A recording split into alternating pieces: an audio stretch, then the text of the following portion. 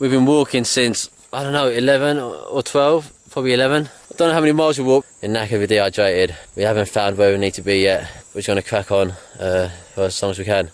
I thought I found a big water canteen. Oh yeah? But yeah, I had a whole, like one like that. To your right. Where next? Straight up, man. Straight up. Yeah, mate. We can use that. Oh, it's going to be perfect, mate. Nice. It's going to be a hassle to carry, but I think it'd be worth it. Maybe we can leave some stuff here and collect it later. Do you reckon? I don't know, man. I think we need to get to the tree line. Okay, so go to tree line. Yeah. Just have it come in so useful when it rains. We can collect it, just dump it in the corner. Hopefully we can try to come collect it when we haven't got so many bags on us. Yeah? Yeah. But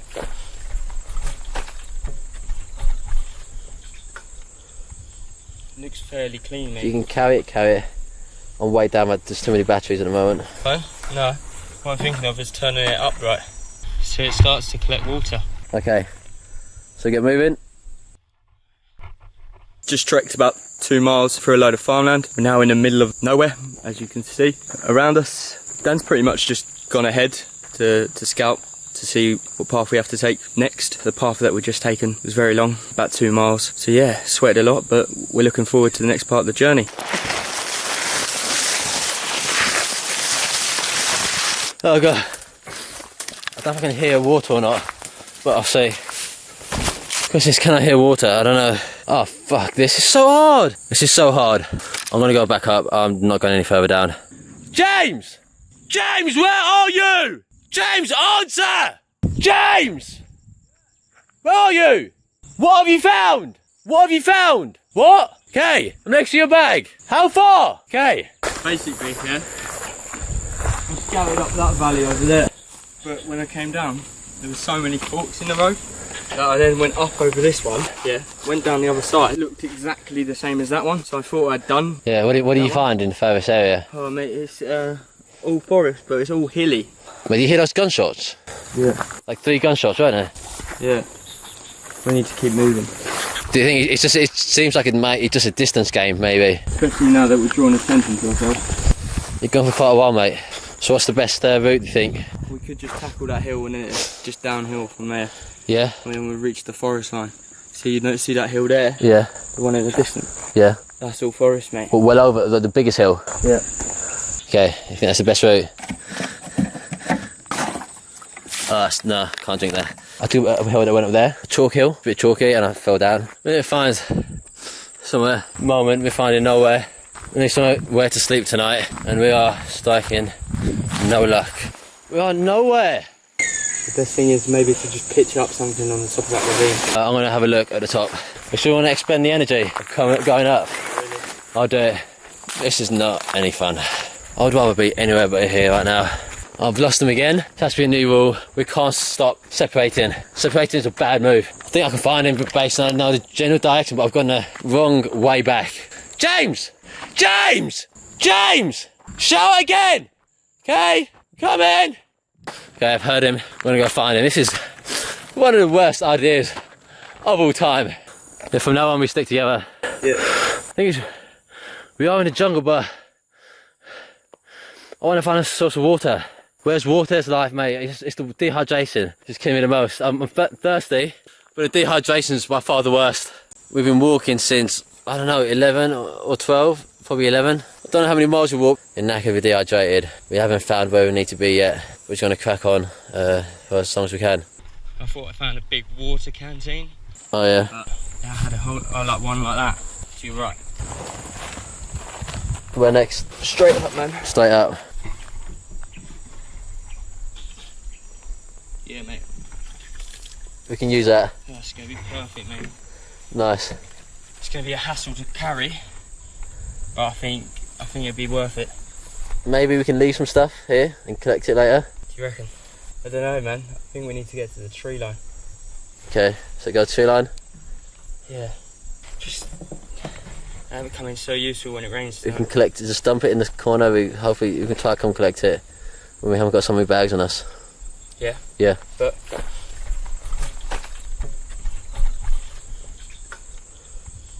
Looks fairly clean, mate. You can carry it.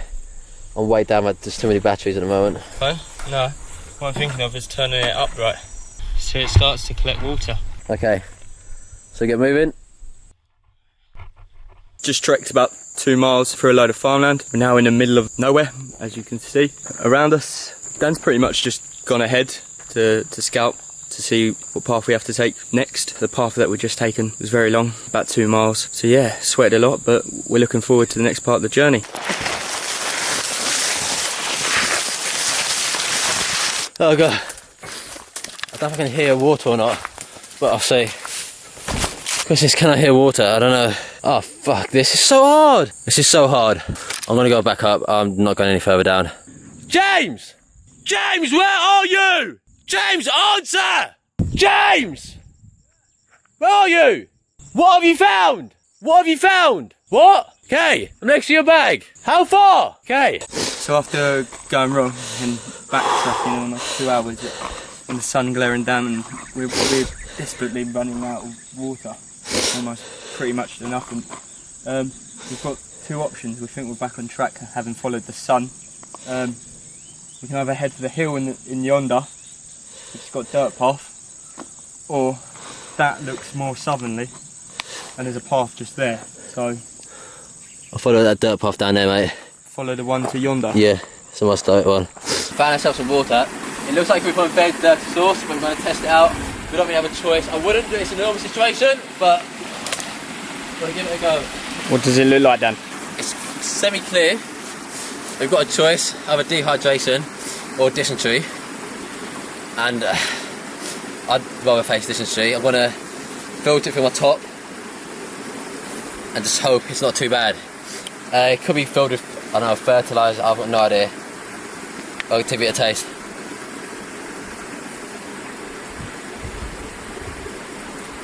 It doesn't taste too bad, but obviously looks can be deceiving. But ours need to be hydrated, and then we can keep on walking.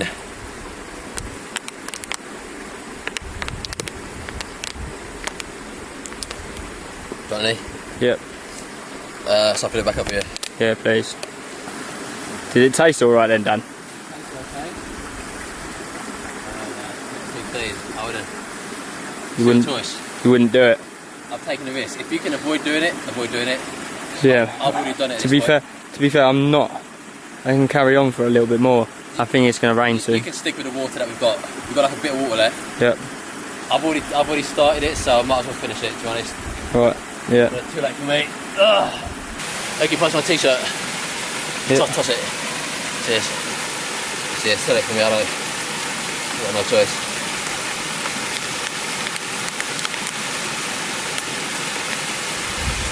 It don't taste great, but I wouldn't drink a lot more then.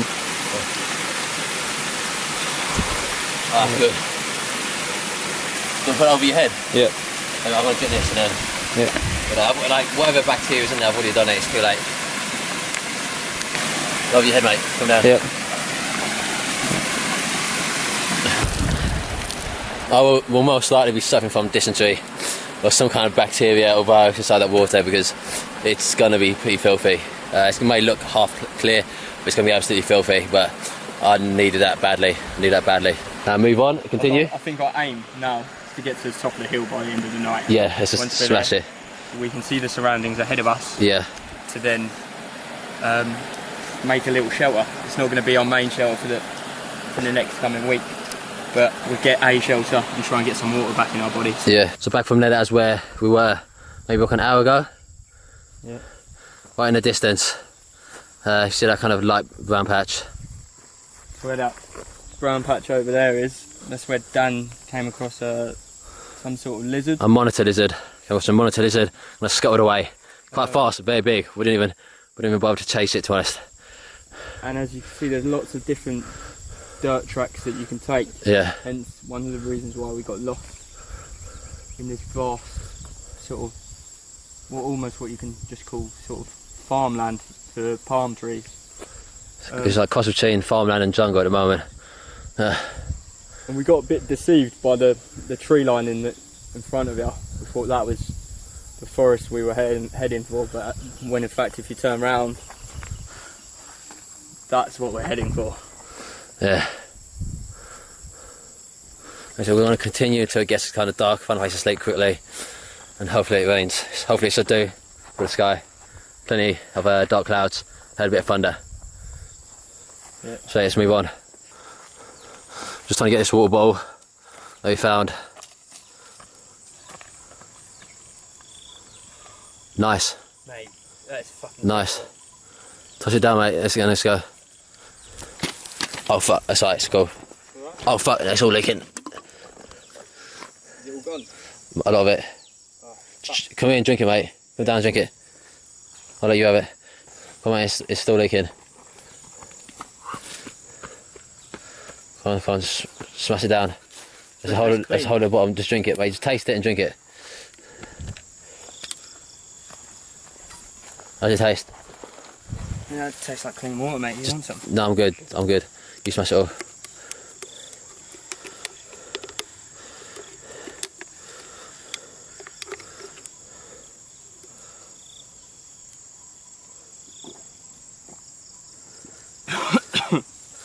Yeah?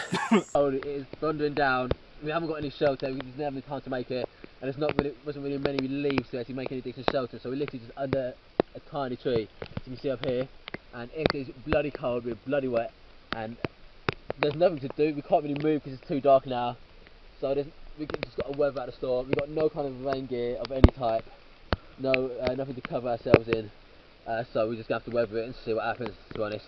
It's thundering, it's like lightning down as well, but I guess we've got to survive, that's it. On the bright side, plenty of water now. Yeah.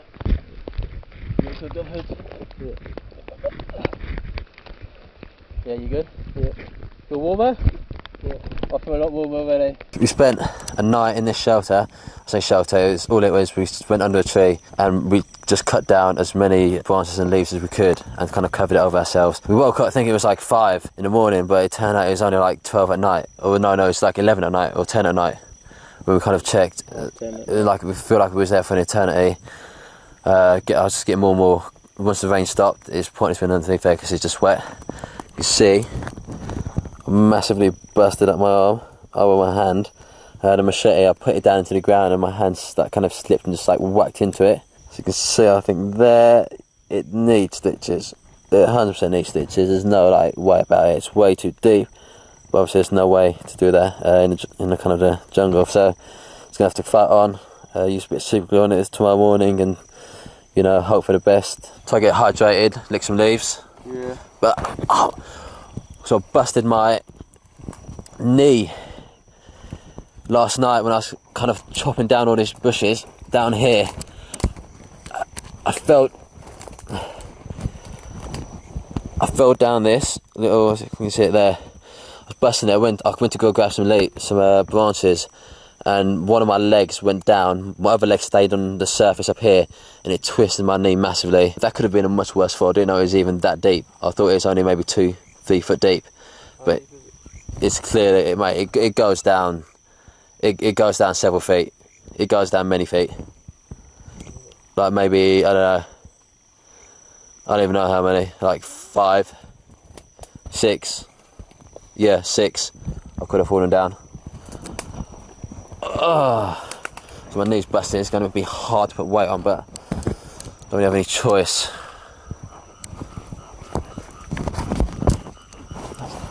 Not the best leaves to lick. It's a bit dry tasting. We like a large leaf. It's like non-hairy. I don't know if we're going to actually find that. I'm just licking any leaf. Rely on the camera light to actually get any kind of light, but yeah, I'm just kind of using the moisture on my lips. Don't know if the licking's going to give away more moisture, to be honest. I think we have to find any like hopefully some kind of little flowing streams or anything like that. That's the only choice. Or clear puddles, but yeah, flowing streams or something. We don't have anything to cook it in. That's our main issue. What time do you want to get moving? About 3. What time is it now? Just gone 12. It's just too dark to do anything now.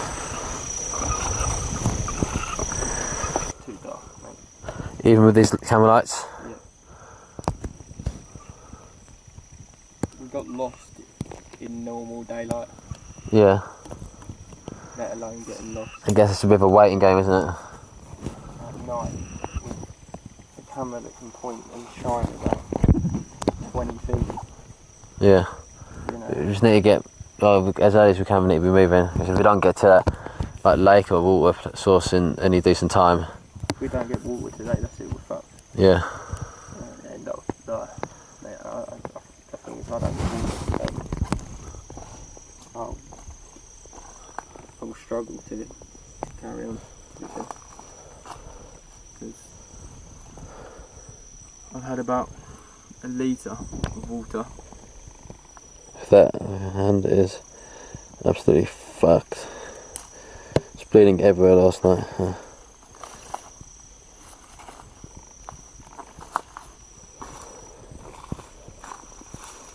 There.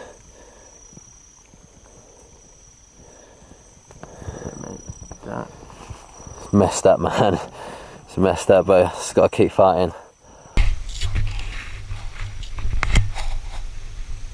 I use my £14.50 kit. I don't know how much it would cost, but not a lot of money. I'm going to try to clean it with antiseptic tablets. Big problem is it's going to sting because I'm guessing it has alcohol. Oh, it doesn't have alcohol. It has something else. Oh, fuck. I don't want to do this.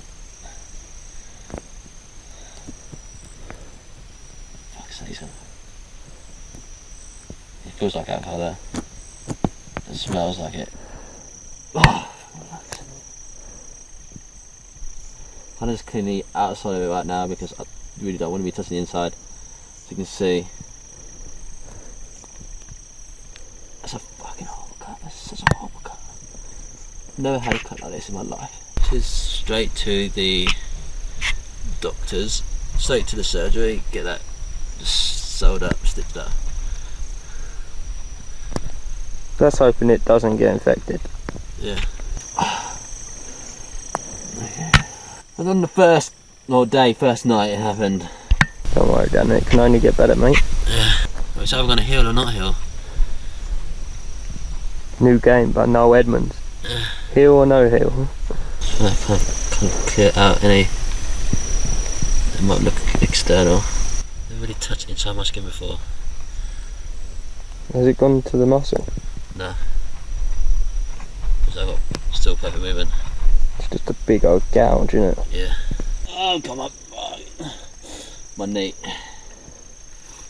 Oh, guys, it's gonna be absolute hell. Now I'm gonna put some super glue on it. Sure, that's the best idea. Yeah. Really, the only idea of a cut this big. It's the only choice. Let's see if I can have some in here. I don't know if that's gone down to the muscle. I don't know. I'll say that I can move my hand, but I don't know what that means. I'm going to do this with my hand outstretched, so if I do it like that, it might close it up too much. Fuck me. Test it. Fuck me. This is crazy in the jungle.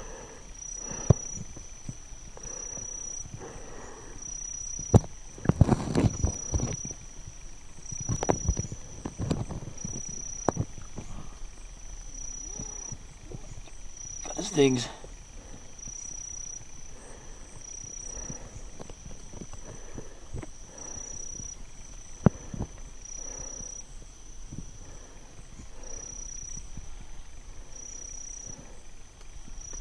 Okay.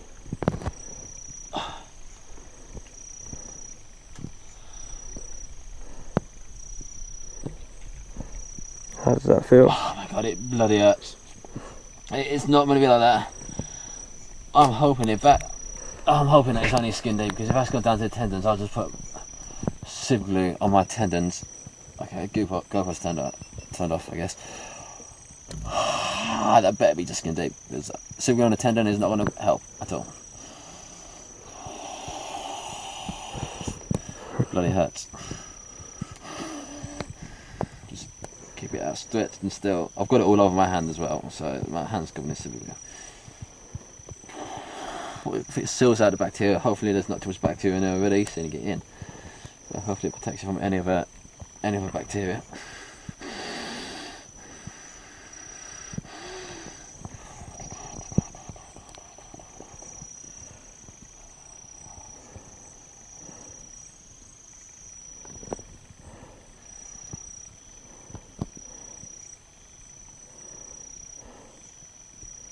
I don't know whether I have the hand closed or not.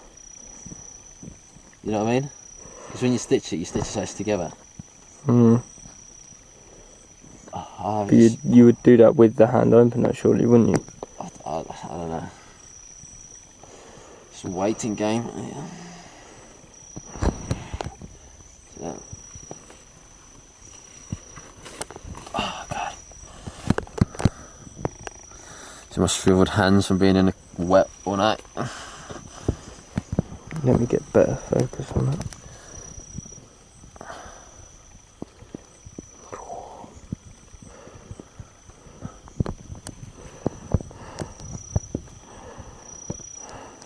Nah, just gotta fix my knee somehow. Oh, I figured out how to fix my knee. The GoPro strap? Using that beige support. GoPro strap. Yeah. No, the one who was intended for a GoPro strap, but yeah. I'll do mine out, but you've got the one I gave you. Yeah. So, I think so. Yeah, you have it, because I didn't want to, I had too much weight in my bag, I just wanted to get rid of anything we had duplicates of. But that's obviously not going to fix it though. It's just going to add a bit of support. It cost a couple of quid from eBay. 2 for a few quid.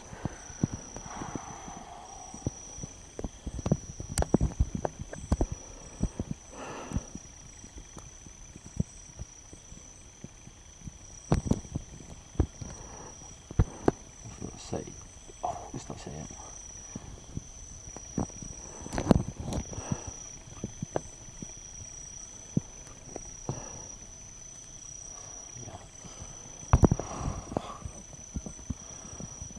I just want to drink. A nice cold drink. Another one. A nice comfortable bed. And I'd happily wake up and go to work tomorrow. No matter how long the day is. What do you do on that right now? What do you want to be doing? Don't know, mate. It's quite an experience, this, so, you know. Yeah, even though it's painful, I still wouldn't want to leave here. Hence not going to the doctor getting this sewed up professionally, because it's going to probably do damage to my hand in the long run, this kind of technique.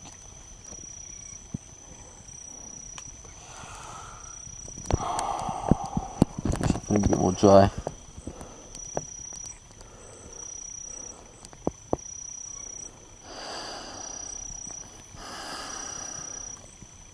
Just shriveled up. The machete case is looking like it's gone.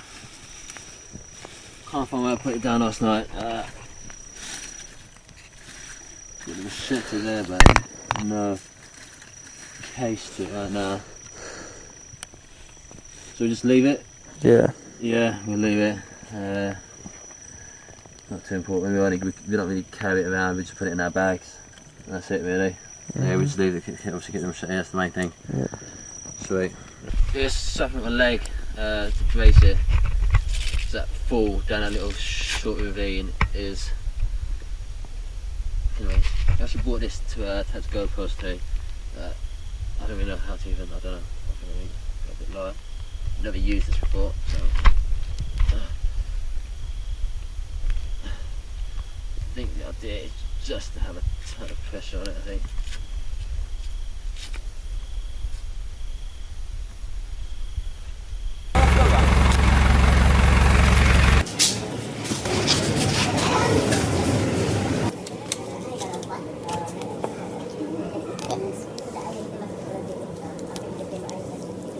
here yesterday. They gave us, and today it's open again.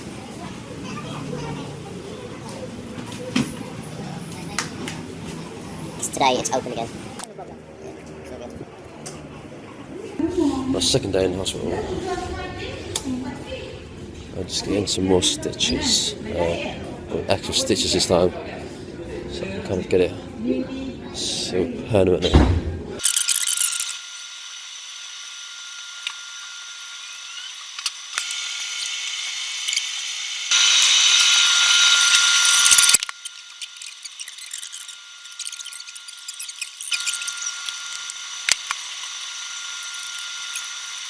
So we're heading back out into the jungle. I was having to take some time off to get my wound kind of healed and fixed by a few doctors, get it all stitched up so it can kind of prevent it from getting infected. In a different location now, so we're in a place called just south of a be a lot more fun, I think.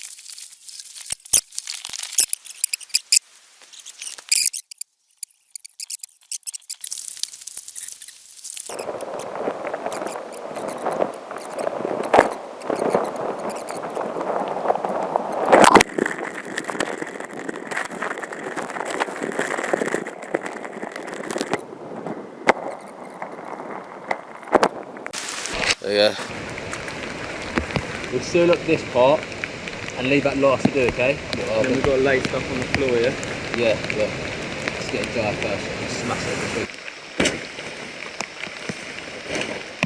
And onto the shelter.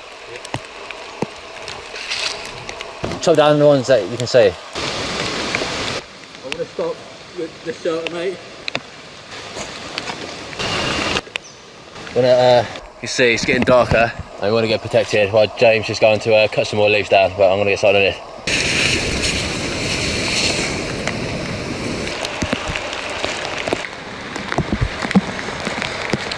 See that? Yeah. So I'm going to eat raw. Lizards generally don't have too much bacteria inside them. I need a dilly one. For the tail, it's quite easy. That's the body.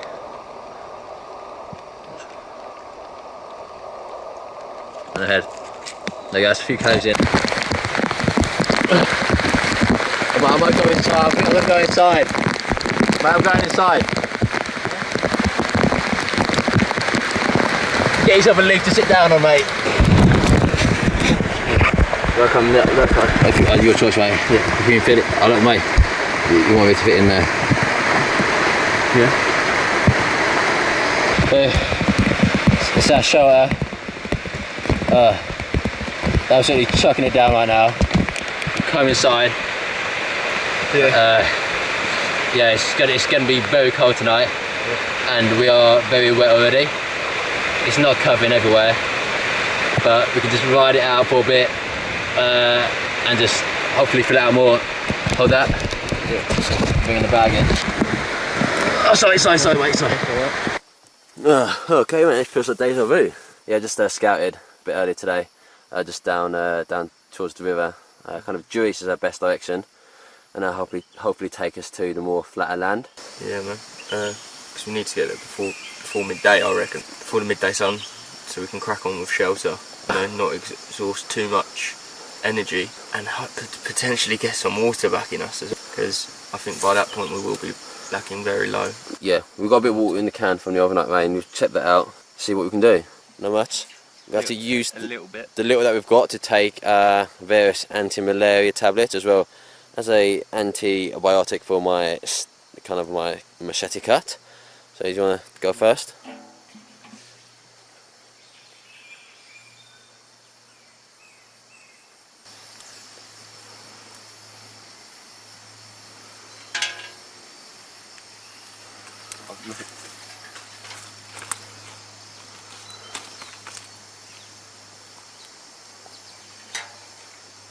Get stuff in here, mate.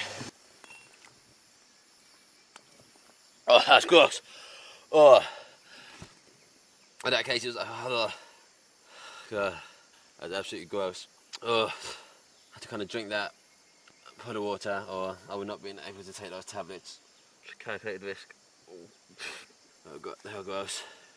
It's going to be as clean as water gets around here for now. We won't be able to boil it. Good amount there. There we go. I'm just scouting way up here, see if there's a path. We don't really want to be going higher, that's our issue. We want to be going lower towards the river, so but if this takes us to a better place, who knows, who knows. Because it's getting close to midday, maybe like in 2 hours time, that's when the sun properly comes out. It's going to be unbelievably hot. So yeah, the faster we move, the better. So I'm just taking my bandages off, just because it is getting sweaty and it's moist underneath there. Got to let the air get to it and make sure I don't really use his hand. As you can see, it's very difficult to walk across here, especially with the weight on our backs. My feet are just getting caned into stones and rock. Probably got quite a few more miles of this, to be honest. Yeah, James should find it particularly hard. It's got maybe sensitive feet, I don't know. I'm finding it just about manageable, but I'm just getting on. He's a bit further behind, but yeah, we need to kind of figure out a way to protect his. So I just stepped on some hard rock. So I just scouted a bit of a distance in terms of our route. Found some sweet pieces of wood to make some shoes from, because my feet are killing now. So I'm going to come back to the camp, or not camp, or where James is, just so I can get it done. Oh god, it hurts on these rocks. Just going to use that I found and some duct tape. This stuff's falling apart. Might have to get some different ones for you. That's better. Maybe they're a bit tight, but oh well. They'll get looser. Oh, that's gonna be good. That's gonna be good. I'll probably walk a marathon with these on. Nice. Let's smash this water and we get moving. Cut. Yeah, did this yesterday when I slipped down the side of the bank, quite close not to hit my eye. Quite thankful it didn't hit your eye. Yeah. Well, that's out. Don't them biting on your way down. Tastes much like sand. And a salt taste of vinegar. Really not particularly nice, but it tastes like pepper. Just sand in there. I don't know if they're carrying rocks or food, but either way, it tastes like sand. It tastes like sand. Okay, we're going to keep on moving, try to get to a place to boil some water during the midday sun. I'll take dysentery in a few days and take dehydration now. Okay, we're going to keep on moving, try to get to a place to boil some water during the midday sun. No, that looks dead as well, mate. Fuck. I don't know where the river is from here. This way.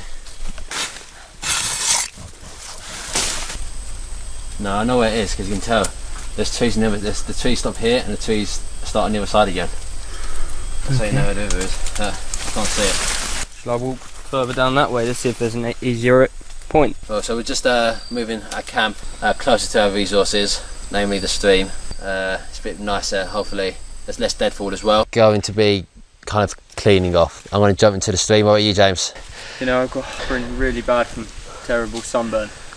And with the rubbing of the straps, it's...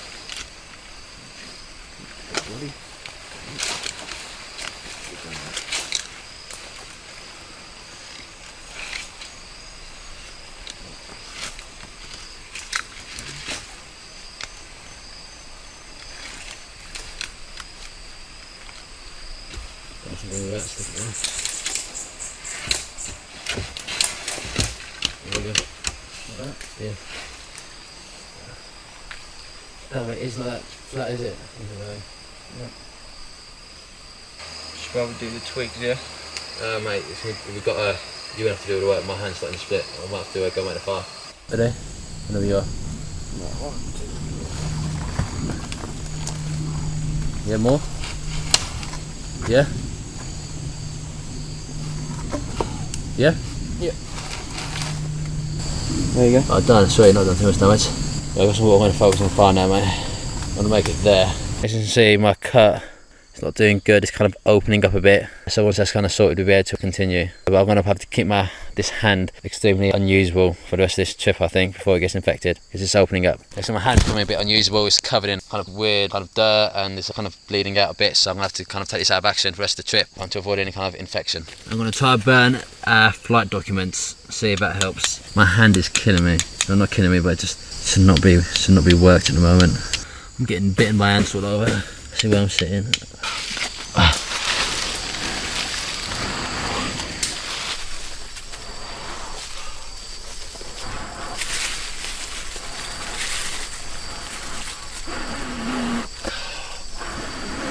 Come on.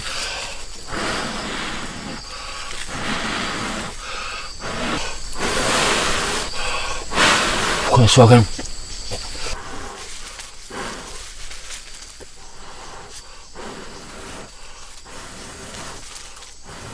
course there.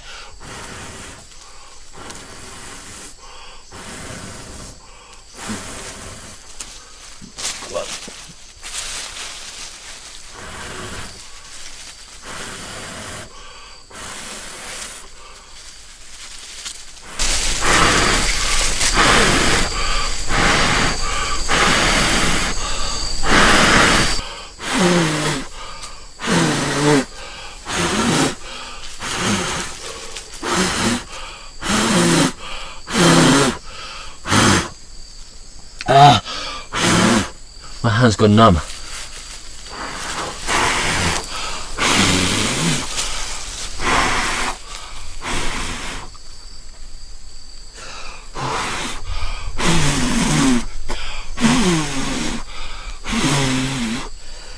Do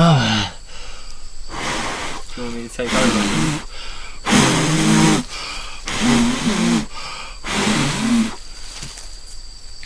Just it's not wet enough.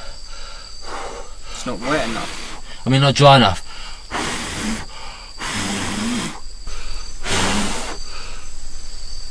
My whole body's shaking. Do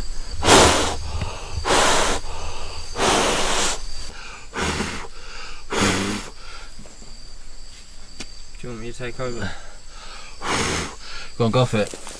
As my hand is starting to open up, due to that fire cycle, change my method, add paper and stuff, see if it makes any difference. These are my flight tickets, well not tickets, but flight e-tickets. See one out.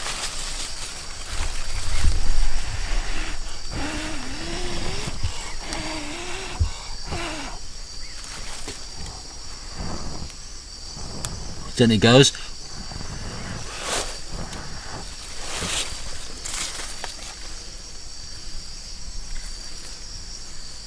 Get it to spread a bit.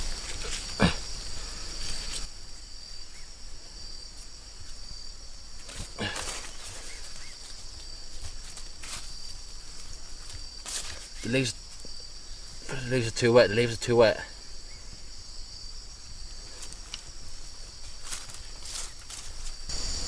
I feel the leaves are too wet. If a literal flame can't set leaves alight, then we've got the fire, but we just couldn't keep it. Yeah, we need dry stuff, don't we? Yeah.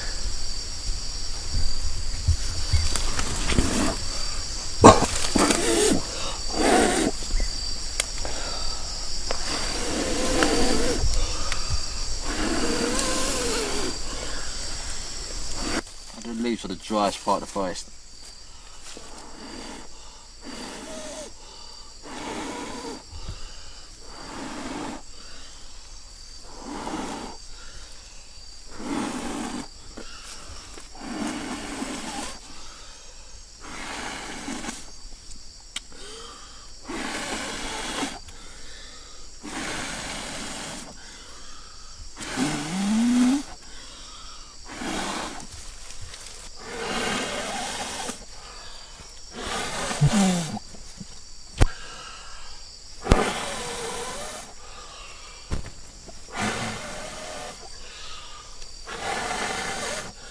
There's not much we can do.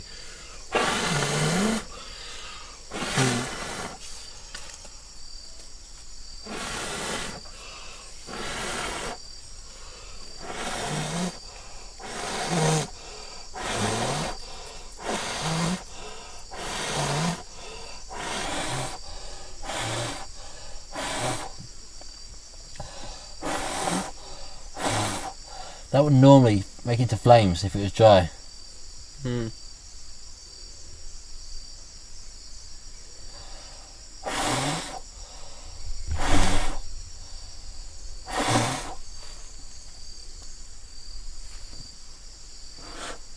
Make some more flames, that's it.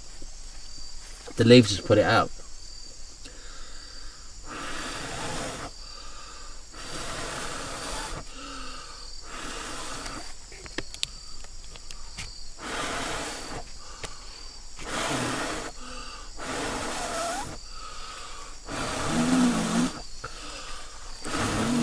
They've got little flames, but it's never going to catch fire. No. What we're going to do is try to bring the leaves into that shelter to make them as dry as we can. That's our only hope, because it's not going to work like this, to be honest. The leaves get wet overnight. In any normal situation that would have set on fire. But yeah, we're going to bring the leaves in overnight and the twigs and see if we can get them dry and get them ready for hopefully tomorrow. That means another day without any boiled water, but I guess I'd have to do. Right, my whole body's got numb. My whole body's shaking so bad, like vibrating inside. I don't know. Is it still live? No, that's gone. My whole body's just I don't know, vibrating when I was breathing in that stuff. My whole body just get a massive, I don't know, not a high from it, but I don't know, I felt at the moment it kind of touched the, I don't know, the stitches, but that doesn't make any sense. But my whole body just like inside feels like it's tingling the whole way, like to my legs, to my feet, to my hands, my head as well, especially. After all this exertion, my cut is opening up. You can see it's starting to bleed out a bit. You can see it opening, so I'm gonna have to deal with it again. It's really annoying me. So it's not too clean, but it's not the worst. Use some alcohol wipes to disinfect it. I'm not going to use it too close to it, and instead just to seal it from the elements. Obviously it's sealed with, it's closed with stitches, but like this will help seal it from elements because it just gets dirty and it gets sweaty, and I just need it to be closed off. Hopefully just keep harmful bacteria away from it and just let my body do the job of healing it. So that I'm going to wait to dry. Okay, so the soup is dried. Let's just seal it from any foreign elements for now. I'm going to get some kind of bandage on there of some sort, and just try to keep it out of use. Then you kind of get a sterile pad on there. Got one partially open because I didn't want to use too much in the past. A bit of surgical tape. I'm massively running out of bandages. Hopefully no one else needs them. Yeah. So it's half the bandage. So it can last a bit longer. There you go, Bob's your uncle. There to cool down. My body temperature, you might be able to see on a thermal imaging camera, is quite hot. I'm going to take it off. Oh, yeah. I'm going to take this hand out of the water because it is. Don't want to get infected. As much of my body down as possible. You can hopefully already see my body temperature dropping on that thermal image, but this will help. And I've dropped my core temperature for a bit, as it is quite hot and humid inside this jungle. There you go. There you go. It's nice, it's nice. I'm having a little bit of trouble today with the heel of my foot. All that pounding on the stone didn't help, and then yesterday I stood on a real sharp rock. It's just sent sort of a shudder right the way through my ankle and up my leg, which means every time I put pressure, I don't know if you can see, but you most probably can't, every time I put pressure on the heel of my foot, it's caused me a very lot of discomfort and pain. Hopefully it'll get better, because we have a day of trekking tomorrow. A day of pretty much a long time of trekking, and it's very difficult. And with no shoes, I'm very much not looking forward to that. Yeah, so yeah, just like you're in this jungle, but it's almost like you're not here at the same time. In a sense that it's hard to kind of explain, but yeah, I'm standing here right now, but my mind is not working at its full amount, so my senses aren't really working completely, so I'm not really completely aware of what's here, to be honest. And yeah, it feels a bit, maybe it's because it feels so surreal compared to being in England, I guess, but it's definitely it's an odd feeling. It doesn't feel like I'm here. It feels like we're in a TV show at the moment. It doesn't feel like normal-ish too much, but oh well. You only live once, you get one chance. What we have to do now is fix problems with our shelter. It's just to make up for the fact that yesterday twice it was too small. So yesterday, with Dan being out of action with one hand, I took it upon myself to sort of try and crack on with our shelter while Dan tried to do the fire. This was as good as I could get it at the time, but it's very cramped.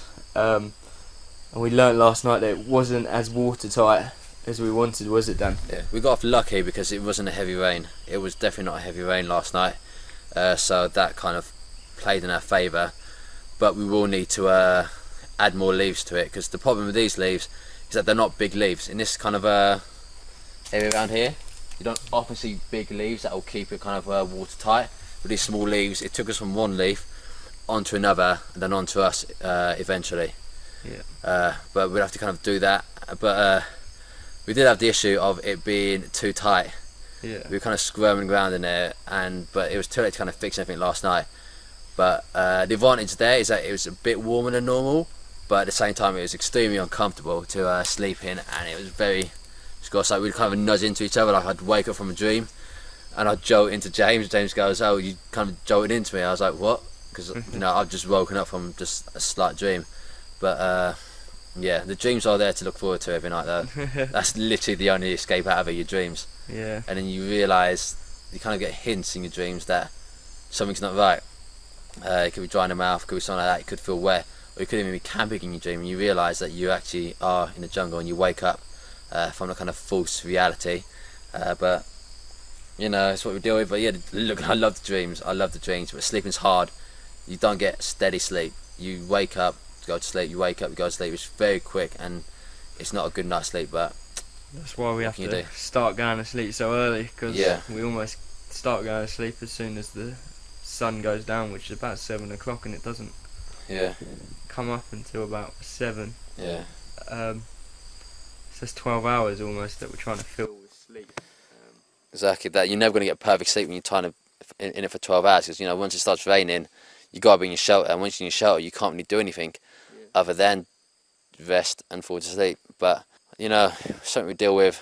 But yeah, we should get on in fixing it ready for a kind of hiking tomorrow. We learned a lot, and now to make a load of amendments to it. We were absolutely marauded by ants yesterday, last night. All over our whole body is absolutely kind of destroyed. I'm going to show you some here. One of the main parts is the back. The back has been absolutely destroyed. He's also got a sunburn on the back of his neck. Okay, you can see mine as well. It's absolutely bitten up. Just constant bites, but that's something which we have to deal with as we are sleeping on the floor. Obviously a solution to that would be to make a raised shelter, but there's a few issues with that. First off is the temperature. We haven't been able to start a fire yet, which means if you had a raised shelter, we're going to lose more heat because of the drafts coming from underneath, and we don't have a fire, so that's going to be an issue, and being cold at night is terrible. And also the fact that we are moving from this site tomorrow, so kind of putting all that energy into making a raised shelter, which could take a whole day, but maybe even 2 days dependent, that would be too much for us to do. And if this is only a temperature shelter, then we have to kind of mend and make do and see what happens. But yeah, it's not really feasible to do a raised shelter right now. We don't have the time, the energy to do it. We have to kind of accept the bites, unfortunately. Also, the resources around us aren't good enough either. We don't have enough vine. These are the kind of trees that we're using, which actually tend to snap very easily once you've cut them once. And the leaf situation, where the leaves aren't big enough. Yeah. Like we can look at the amount of leaves we have here, and that doesn't keep us dry. Doing that with like a raised shelter, it's going to be an even bigger issue. But yeah, we should probably crack on and start making our shelter more waterproof. So yesterday, we kind of came down to this stream. We managed to find us some berries. We didn't want to eat them then because we were kind of too busy focusing on water, and there was kind of no hurry to do it. But now we've got kind of more of a day open, then we're going to give them a try out. There's quite a few, which would be quite useful. The main issue is whether they are kind of poisonous or not, whether they're going to be harmful to us to actually eat. We're going to do our tests on it. So I'm going to take one down. Okay, first test will be to put it on our skin, see what happens. So if anything happens, let's give it a smell. They're never going to be that poisonous, so really doing a skin test isn't too important. Then give it a taste. Just on the tongue. Let's sit down on the tongue. If I feel any tingling or numbness, then that will obviously be poisonous, most likely. But let it rest on there, see what happens. I'm not feeling any road hooks. There's a seed in there. And of course eat the seed as well. It didn't feel like there's any kind of tingling sensation. There's nothing kind of wrong with it. We're going to give it a bit of time before we eat some more. There's no need to hurry, and we'll see if there's any kind of ill effects. If not, we can kind of eat these and kind of have a feast tonight, to be honest. You can leave it there and yeah, see what happens in the meantime. I'm happy to eat some of those berries, mate, to be honest. Yeah, what about you? Yeah. It could be too early to tell. I might leave it a little bit. Yeah, but also I kind of need something in the stomach before they're all gone. What are you going to eat them all? You need to eat, they're all here. Yeah? Yeah. What do you think? Don't taste of anything really, do they? They haven't got like a strong taste, but like anything that's grown in the wild without any help is always never going to taste amazing. It's not like all food nowadays. There's just so much evolution gone to it through, you know, selective breeding. That's how you get really tasty bananas. They never all used to be tasty. Ah, I just stepped on something sharp. Yes, it's probably like some kind of sharp twig or thorn or something there. I'm going to focus it mostly on their head and backs. Feet never, legs never feel anything. Yes, we are probably about a week into Malaysia, pretty much. We left England on Friday from Heathrow. I believe it's Friday today, so almost hitting up a week. So that means about 2 weeks left of being in Malaysia also. It's going good. I made a shuttle last night which didn't work perfectly, but we kind of today just improved it today. It's still a bit cramped in there, but it's going to stay warm. We've kind of blocked up half of the door as well. We've kind of added a lot more leaves to help waterproof it, but it'd be nice as well if it's quite a short rainstorm as well tonight. That'd be great. But yeah, there's nothing to do now but to kind of sleep and see what happens and kind of ride out the bug bites, which will always happen regardless. But yeah, feeling good about tonight. Hope I have some good dreams. So here's what new humble boat looks like. A lot softer, a lot drier it looks, and we'll see how it feels tonight. It's still going to get bitten by bugs and ants and mosquitoes, but it's better than it was. It's an improvement. Just a bit earlier today, not long ago, we found ourselves a worm and found a beetle as well. Something worth eating. Are you interested in a beetle at all? Yeah. Only one person bite, to be honest. Do you want to do it? Do you want the worm or the beetle? I'll take the beetle. Cool. How does it taste? Mate, crunchy. Nice, nice. It's the worms for me. Bon appetit.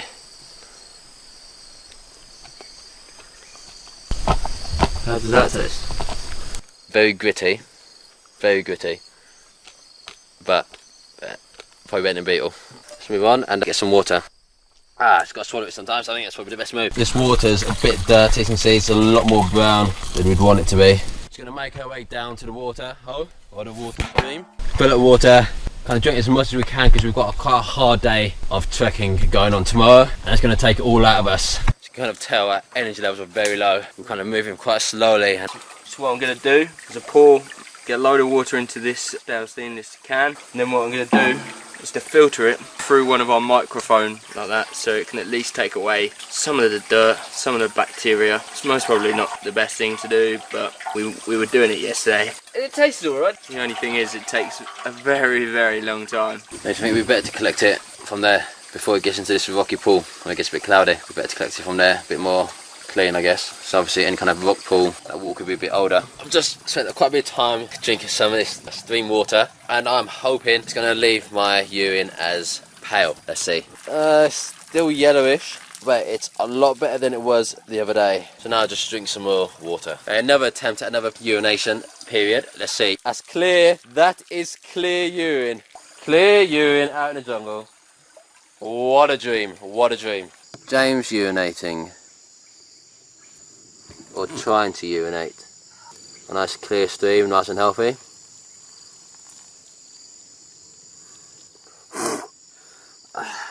There's so many bugs everywhere. Not good, not good, not good. It's even bit in my ball bag, which is never a good sign. So I've just brought myself away from the camp. I kind of want to make a sort of video diary along with this journey. So this is going to be my first sort of video for this. We're now very deep into the jungle, and you know it's been a definite struggle along the way, both physically and mentally. Physically, day one was a lot easier than yesterday. I found my feet took a battering yesterday on the stone. I don't really like things touching the soles of my feet, so I found that pretty much torture. But there has been some positives from coming this deep. Obviously we found the water, which, you know, is really useful. It seems very drinkable. We are filtering it. The only thing is we can't seem to get a fire going to filter it that little bit more and to make it purer, but it's not upset us yet. It's not given us like any sort of upset stomach or anything like that, so we are just carrying on drinking it. But in terms of physically, yesterday building that shelter, it took a lot out of me, a lot of energy, so I've woken up today pretty exhausted and quite glad that we're not sort of trekking today, because we are thinking of trekking tomorrow to go find this river, because the one thing we haven't found around here is any food source, which is a major issue. You know, we've got bugs but nothing bigger than that, and we need to find food because eventually we will start to starve. But in terms of like last night, you know, the sleeps here, you know, are not very comfortable. They're long old nights, so it starts at about 7 o'clock when it starts to rain, then it gets pretty dark pretty quickly after that, and then you're sort of just stuck in the shelter, and it was very cramped in that shelter last night. We were in there for about 12 hours. Don't know how many hours of that we actually slept. It's very cozy. The good thing about that is that we were warmer last night than the night before. Today is more about just, you know, trying to stock up on water, re-energise a little bit for tomorrow. We're going to try and trek quite early when the first light breaks, and then try and find that river, and then potentially we might move that shelter down to there and rebuild shelter there, knowing that if we've got a food source and a fresh water, then we can potentially get that. It's a shame that we couldn't get the fire going yesterday, because I think that would have boosted morale a little bit. But in terms of now, it's just about, you know, keeping a positive mental attitude and, you know, ploughing on, which is what we plan to do. It's very cold, very cold. Not much protection from the rain, to be fair. Fair bit, to be honest. I can't say it's not much. I'm not getting fuck all. I'm getting wet on me.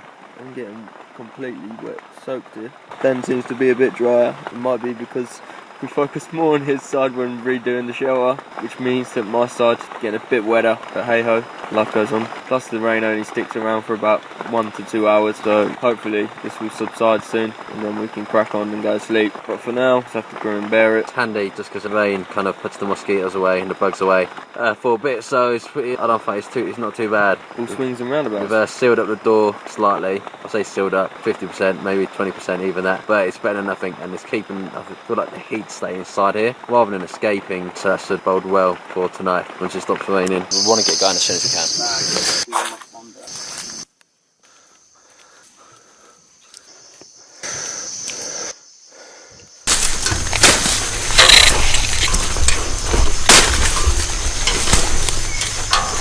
Getting up when you're sitting down.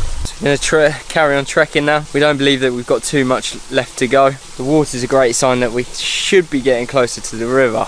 As you can tell, I'm almost red raw on the shoulders, which is not good, especially when you're carrying a heavy backpack like mine. But I suppose the quicker we get to a site where we can set up another shelter, the quicker I can take this backpack off. We've got ourselves in a dead end, so I'm going to have to head back. It's not safe this way. I have to head back. Oh well, it's the middle of the day, but I'm knackered, but you know, can't do anything about it, can I?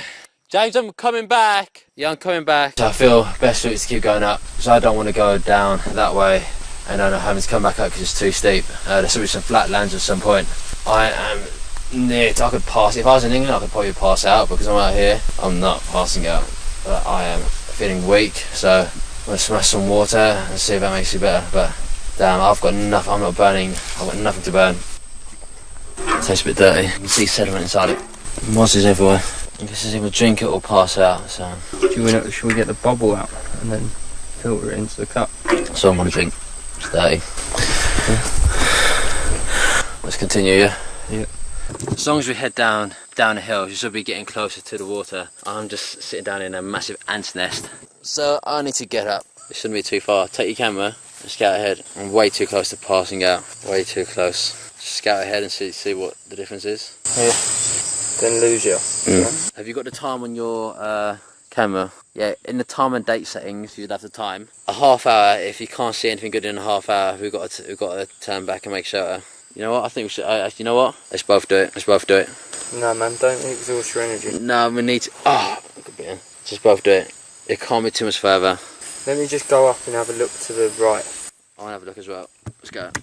Oh, energy levels are absolutely low, but we've been running on our last 10% for the past 4 days. James just had a look for whether it gets very thick jungle, because that's kind of as predicted, as kind of the river, it lets more light in, so it's going to get the shrubs and the bushes will get really thick. My opinion is that we should go back to where we found this water and make a shelter under the big logs. At the end of the day, this water is very, very dirty. It's like full on brown. So we just got to think we can't continue going on an idea that's not working. Mate, that's a long way back though, isn't it? I know, but like we need to make shelter as well. And I think the best idea is to go back on ourselves and then the next day go back, because we've got clean water there. This isn't too clean, but like we need to make shelter of some kind. Yeah, it was clean when it came out, but like in there maybe it gets dirty. Yeah, we need to. I think we should head back. It's going to be hard to get back, but we need to make shelter quickly, and those thick logs are going to help massively. Yeah. Yeah, so you want to get back?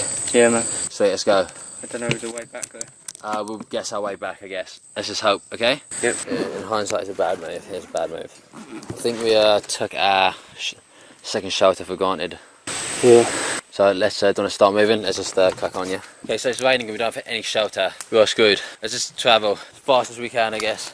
Looking at the skies, it might just be a little shower for now. Just started to kind of make a move now and see if we can get to a shelter, because if we don't get there before it starts raining heavily, that's a big issue. That's going to be a massive issue before it gets dark. You know, we need to be there as quick as we can. So unfortunately, in our trek to get back to our shelter, we've actually come down way too far, overcooked our distance, and we've ended up at our first shelter. It doesn't look too good. It needs a lot of work and it's very muddy, so we have to just crack on until it starts raining, which will be. But I thought it was just not too long. Don't be, I was just shaking the advances, getting me wet. I'm so tired. I'm absolutely shattered. That was it. Put my machete down here. Just get that final piece I chopped down. Just get that final piece I chopped down. Honestly feel I'm gonna pass out at some point. I'm so knackered. Okay, you ready? Not got your machete? Not got your machete? Yeah, it's just over there. Where? So I've got stuff to do. But which one? I don't mind which one. Where is it? It's there. What, you cutting down more trees? Yeah, I think so. Right. Take yours in. That's quite strenuous to cut down. I just tried that. Okay. How many big leaves do we want inside? Let's focus on getting it watery first, and then we'll do that after. Will it cut it in a way that it sticks to the shelter? I can't chop down any more trees, I'll pass out too quick. So here we got James urinating in our shelter. All good? Yeah. We're at our old shelter, and it's been chucking it down for so long. We're both completely soaked. Beyond belief, it hasn't stopped raining at all. We've been shivering a lot, trying to kind of conserve body heat. I've been trying to avoid shivering just to not waste the calories. Yeah, it's been pretty hellish. Oh yeah, Wet? very wet? Yep. Yeah, I'm soaked through. There's no warmth to be had here. It's quite open. The shelter wasn't really that well made. Worse than we remember. Probably kind of taken down by some wind, because it's quite out in the open. But yeah, it's extremely cold, very unpleasant, and it's still chucking down still. So yeah, hopefully we get. Yeah, it literally hasn't stopped raining. So hopefully we get out here tomorrow morning and kind of be done with it, hopefully. It's just so cold, I literally had to urinate on the spot without leaving where I was sleeping on, just to avoid having to go out into the cold, because out. Is it any more cold? Oh, I can feel the cold again now. Oh. So cold. So wet. Nothing's right. Yeah, I'm trying to stay warm with the space blanket, but that's not really working too well anymore. It's near impossible to sleep. We've had a few winks here and there, but that's it, because the rain just keeps you up. I'm going to try and get some more if I can. Yeah, we came back to the shelter last night. We're lucky to have found it, even though it was kind of further than we would have wanted, because we wanted to get to our other shelter. It was one of the worst nights we've had here in this whole kind of time, because it was pouring down. It was kind of seeping through the whole time. As you see, it's very muddy and wasn't really usable that much, but we managed to survive the night. We didn't get hypothermia. If we didn't have a shelter, we would have got hypothermia pretty much without doubt if it didn't happen. I kind of messed up yesterday by just walking too far to find the river, so we're going to settle back down at our other location where we've got running water, and that's quite key, and hopefully just explore around that way. Here we are, woken up after the hard night last night. rained torrentously, very cold, didn't get much sleep. As you can see, not much of a shelter left, very waterlogged. Quite happy we're not staying here again tonight. You know, I don't think we would be able to survive any more nights in this kind of shelter. So we've got up. We now need to sort of trek back a little bit from what we were doing yesterday, as we overcooked it. Missed our turning, hence the reason why we ended up here. So we're going to do that now. It's going to take us a good hour, I think, to get back to shelter, and then once we're there we can really think about making that our home for the next 2 weeks. Let's crack on. So I'm just getting back to camp where I think we're going to stay for a while now. My energy levels are terribly low. I've got nothing left to give at the moment, but I'll still keep going. Just need to just hydrate and relax out the sun. We've been walking for a good maybe 2 to 3 hours, and the humidity's high, and so is the sun's so hot and high in the sky. My hand is hurting like hell at the moment as well, so that's not really helping my situation. I'm going to open it up today and clean it again and re-bandage it. I think it could be infected. I'm not sure, but I think it looks infected from what I can see. So after getting back on a trek, I'm knackered, my hand's stinging quite bad. So I'm going to fill up our container with water, see how I feel after, and we have his hand seen too, because it's not feeling too good. So we've made it to our destination of the day, which is the water. You don't understand how pleased I am to be here. You know, I kind of want to dive in head first, but I'm going to let Dan fill up the water jug, and then I'm just going to drink until my belly just can't take it. So there's Dan, being an absolute legend. Hands hurting like hell. He powered on though. I'm going to open up my hand. It's stinging all the time pretty much. From what I've seen inside, I believe I've seen a stitch that's come loose. Quite one of the biggest stitches, which is quite important because that's where like the biggest width of the cut is. Just going to open it up and see what I see. This isn't the sharpest, but I'll do it for now. Like these scissors, I want to just tear it off piece by piece.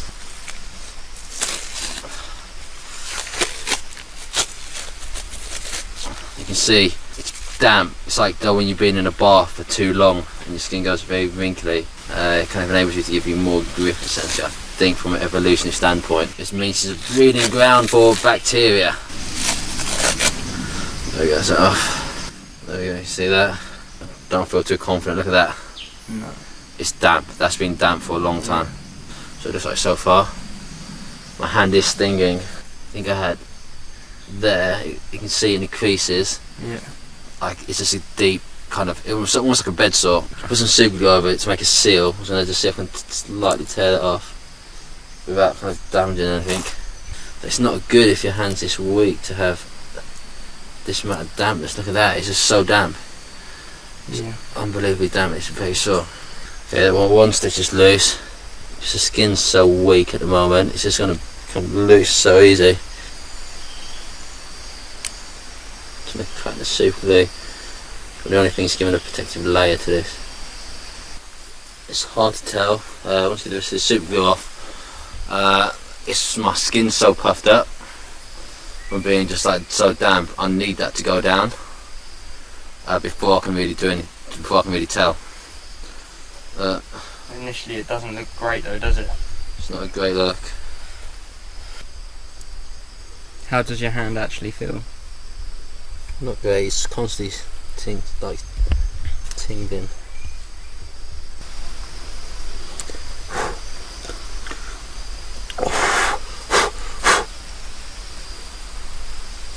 Is that all the super glue you can get off? That's all I can get off for now, to be honest. There's my hand. I just got a bit more super glue on there, but really I need to wait for the water kind of soakedness to kind of go down before I can really judge what it's like. Yeah, like I don't know if it's healing or not. But we'll see. I guess that's the end for now. Just gonna keep it unused for now. I can't wrap it in duct tape again, I know that. There's way too much water damage by keeping moisture in. Right, we have a slight issue, I think. What's it? In the fact that we're in a rainforest. Yeah. You've got to try and keep your hand dry. Yeah. You can't keep your hand dry. Yeah. Yeah, it's a tough one. I know obviously in doctor's orders I wouldn't be out here, but it's entirely your choice, mate. If I was in your shoes, I would most probably go. Yeah. And I know you in your head, you're most probably thinking for the film, you need a hand for life, mate, unfortunately. Yeah. And this is my wiping hand. What am I supposed to do about that? What am I going to do? Use my left hand for wiping for the rest of my life? No. I'm not ready for that change. Let's just wait for the swelling to go down. Yeah. No, the super glue looks like it's giving it a layer. It doesn't look like it's giving it the right kind of layer to heal. Problem with super glue, it sticks to it and makes it a 100% sealed barrier, but after a few days it cracks out. Yeah. Like when you put it on, like it's a liquid, so it's going to 100% seal it. It just cracks out, and it's just like, yeah, there's a layer on it, but it's underneath. It'll just lift off from your skin eventually. Yeah. As you move your hand. What would you have gone home if this has happened to you? Or? I would have tried to carry on like you, but looking at that now, mate, I just don't see, one, the practicality of you being out here like that, and two, how you're going to make it any better for yourself. Your body's already low, man. You need food to recover. Yeah, I don't have that food to like heal. I need that food and energy to heal this kind of cut. There's vitamins, all that kind of stuff, everything. You're getting none of that, and you're putting the hand into the worst environment for it to be in.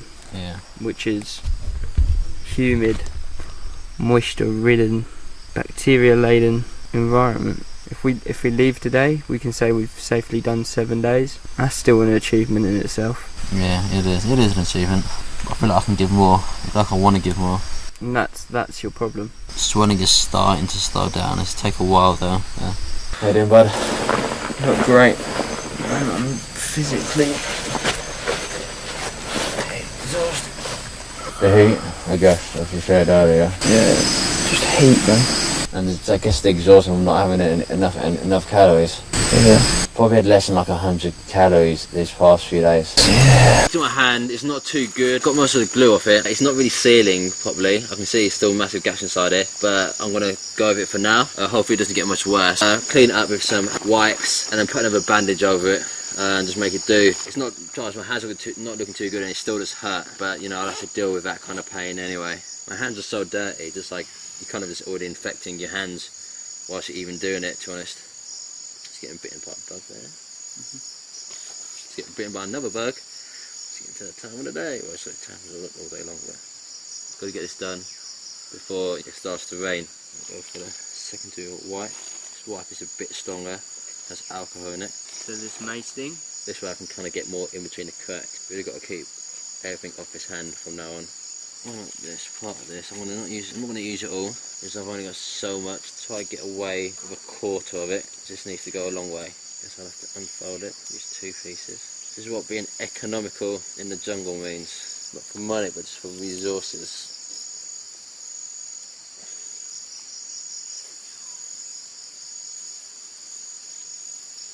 Use even less bandage than I had before.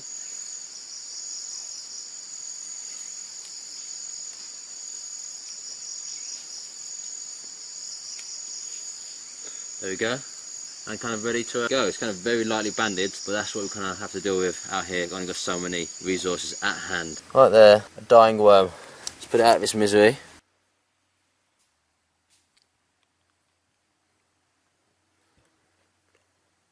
So breakfast's better than nothing. I saw another part of a worm. Oh, there's another one there. Little worm to eat. There you go. Any more? Right, have a quick look in a sec.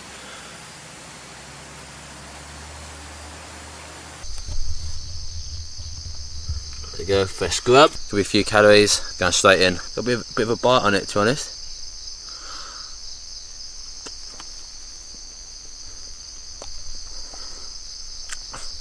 There we go, doesn't taste amazing.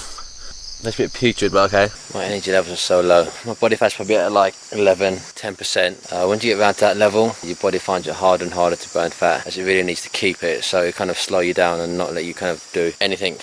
Yeah, so James does have a much higher body percentage of fat. His probably body percentage is probably around 30, 35, 40 even. That's giving him a lot more reserves to work off now, as his body isn't hesitant to burn it. My body is very hesitant to burn the remaining fat I've got left. Every time I stand up I find it hard not to pass out. Just want to lean against trees to stay up, because going down from seated to standing up is one of the hardest manoeuvres. Yeah, so one thing we do need to do, we need to focus on the insects as well. Yeah man, definitely. We've had quite a few insects, but like stuff like ants, they're tiny and they're hard, annoying to get, and they don't have much calories, but it's worth still going to get them. Yeah, yeah. Better than nothing. Exactly. Find some more berries, that would be quite useful as well. Yeah. We just found a little really small amount just then. If we could find some more berries, focus on hopefully find some bigger insects than just ants as well, because then that's more protein, isn't it? Any kind of like spiders or anything, just realistically the river is quite far away, so any kind of large kind of reptiles, amphibians or kind of aquatic animals are going to be difficult to get. Realistically, around here we haven't seen any snakes. I've only had the one lizard. That wasn't here either. Yeah, that wasn't even in this location. That was in a different location. We've seen wild boars from the looks of it, but to catch one of them will be a proper mission, and to locate where they are will mean another trek almost to even get a location on them. Yeah. And let alone set a trap to then catch one. Could be near impossible. Yeah, we saw them about probably easily a mile away from here, and that's going to be too far for us to trek on these kind of stages. We don't have the same energy we had when we started. Especially with no guarantee. Tonight, we've gone for big leaves in the actual shelter. Yeah, as you can see. Love the feeling of being outside right now because it's nice and breezy. Trees are blowing and you know a storm's coming. Just seeing, we've heard thunder for the past probably hour or so. You can see the trees all just swaying because they know what's coming. But the rain slightly starting, there's been thunder, lightning as per usual. But to be out here is quite nice. It really is the calm before the storm. Just waiting for it. You excited, James? Yeah. So why are we out here? Exactly why we're out here. They say you're not meant to stand on the trees when there's a thunder and lightning storm. Or we're going to sleep under them. I just want it to happen already. So it looks like the rain's really just starting now. Back here again for another night in tropical paradise. Storm's about to hit now. Waiting for the rain to come. Yeah, and then just got put up with another night of hell of very little sleep and 12 hours in the pitch darkness. Dan's currently outside. Come on, that's all you got. Trying to cheer the storm in or something, so to speak. Don't know why. Bit off his head, mate, today, but fair enough. As you can see, it's got very dark very quickly. About an hour ago, the sun was up, and now all of a sudden, it's pitch darkness. So, the rain started. It's very cold. Not much protection from the rain, to be fair. Fair bit, to be honest. I'm not getting off. I'm getting fuck all wet. I'm getting wet on me. I'm getting completely wet, soaked here. Dan seems to be a bit drier. It might be because we focused more on his side when redoing the shower, which means that my side's getting a bit wetter. Plus the rain only sticks around for about 1 to 2 hours. Hopefully this will subside soon and then we can crack on and go to sleep.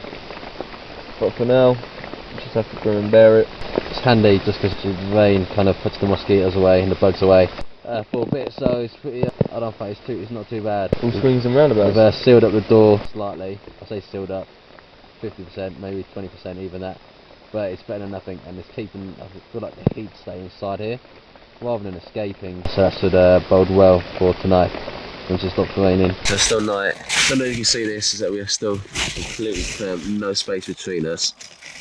What we can, it's starting to open up a bit, letting more light in, which is a good omen. It would suggest we're getting closer to the river, but it's easy that it's just maybe just a temporary blip of good light.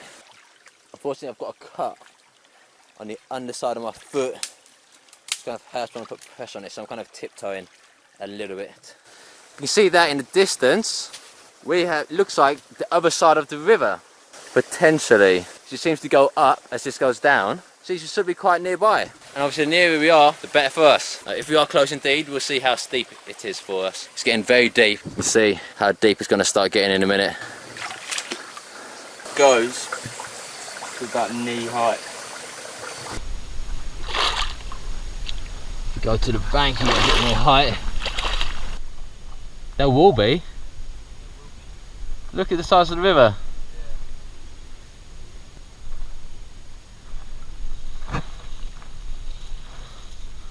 There we go, nice and cool. Oh, this feels good.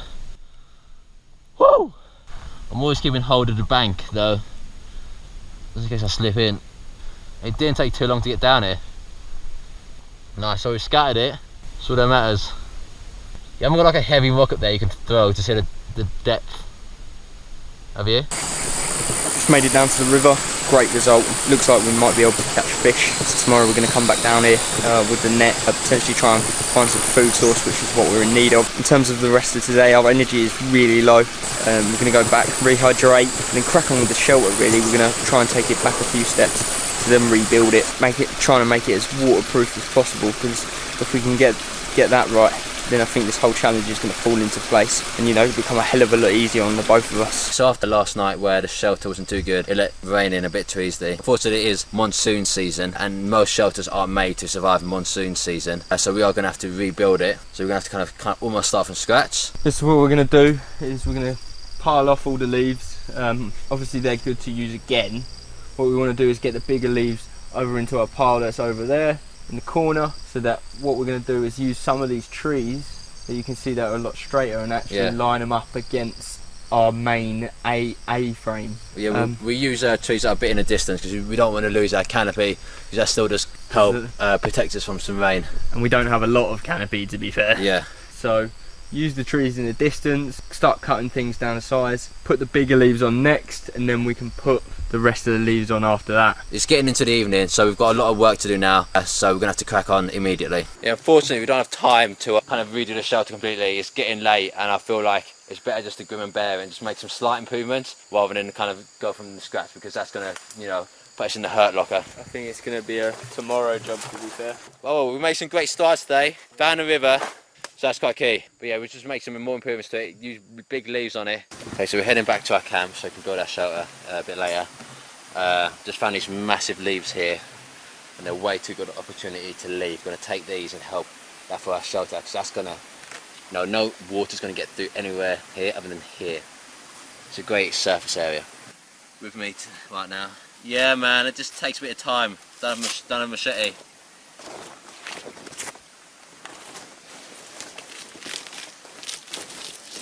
In terms of energy seems to be coming in waves for me. 1 minute I can have all the energy, and then the next minute I'm really low. That's mainly down to the lack of food. I think since we sort of begun this, pretty much just lived on, you know, less than about 100 calories, which is pretty shocking. And then we had an idea the other day to try and trek out and try and find this river, which wasn't our brightest idea.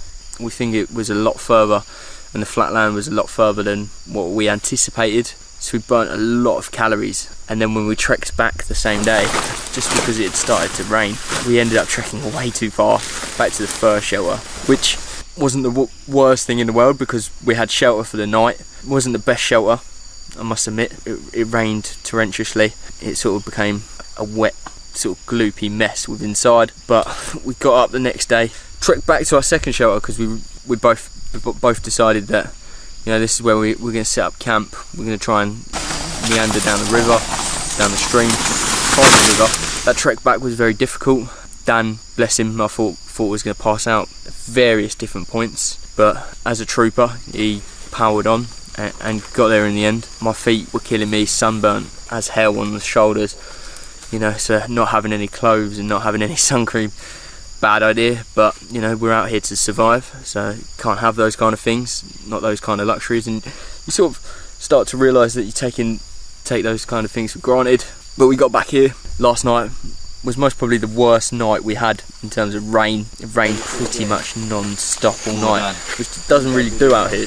We sort of thought we knew the pattern of the rain, which was, you know, by 7 o'clock it would start to rain, a couple of hours, then it would stop, and then for the rest of the night it would be alright. But last night changed all that, and it just rained non-stop, so it meant we had to sort of, to get any kind of sleep, we had to sleep in for a while today. And then we woke up and our main mission was to get to this river. So we meandered downstream and it went alright, to be fair. The river's not actually as far as we thought it was. The trek wasn't as difficult. It does look like there could be potential for life inside the river, unlike the forest, because there's been fuck all here, to be fair. Our next mission is to sort of try and do some fishing, because if we can do that then we can eat, and we're in desperate need of that. We were going to come back and try and crack on with the shelter, but time has sort of got away from us, So we've tried to make as many amendments to it as possible, to sort of try and cover in the gaps, so that when it does rain tonight, that's not an issue. I'm feeling a little bit more pumped up than yesterday. I think my energy got so low yesterday that I was ready to just throw in the towel. Today, with finding the river, boosted my confidence, boosted my morale big time. And I can see that in Dan as well. Like, Dan from yesterday to today, different man completely, especially in terms of, you know, just wanting to crack on and get things done now. And I think the trek literally took everything out of him. So yeah, it's exciting times. Like, I think we can plow down and, you know, carry on until the end. Problem is just hunger. Any given moment, you know, we're thinking about food, we're talking about food, like what can we eat when we get out, you know, how much we'd like to dig into a nice juicy burger, a steak, chicken, all the things that, you know, even the little foods that, you know, that I wouldn't even eat normally, like, you know, veg. Like, I'm missing veg. You know, I can't wait to go home and just eat some spinach, some sweet corn, stuff like that. Food is constantly on our mind, like constantly. What we'd do for some food right now, to be fair, and to be tucked up, nice shower in bed, but hey, that's not the situation we're in.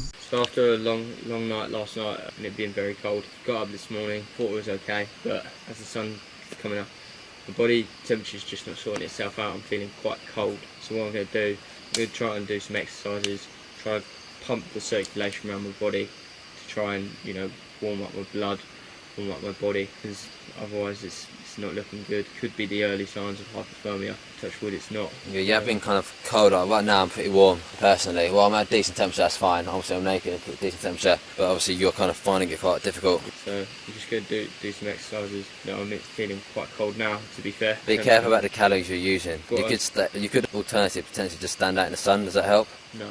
I'm just going to do a few jumping jacks. You know, a little bit, not stuff that, you know, takes up too much calories.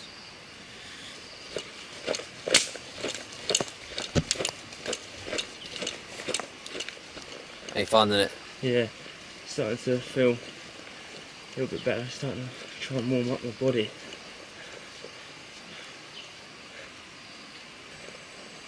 Do you want to go get some water from the river? Might as well get moving. Still just feeling very cold, man. Very cold. Yeah, How cold do you feel? not freezing, but not normal, yeah. So like, as if my body temperature is slightly colder. Like, how would you describe your temperature as? At the moment I'm warm. I'm cold. You're literally cold? Yeah. That's quite weird. Like my shoulder can be warm, yeah. The inside of my body is cold.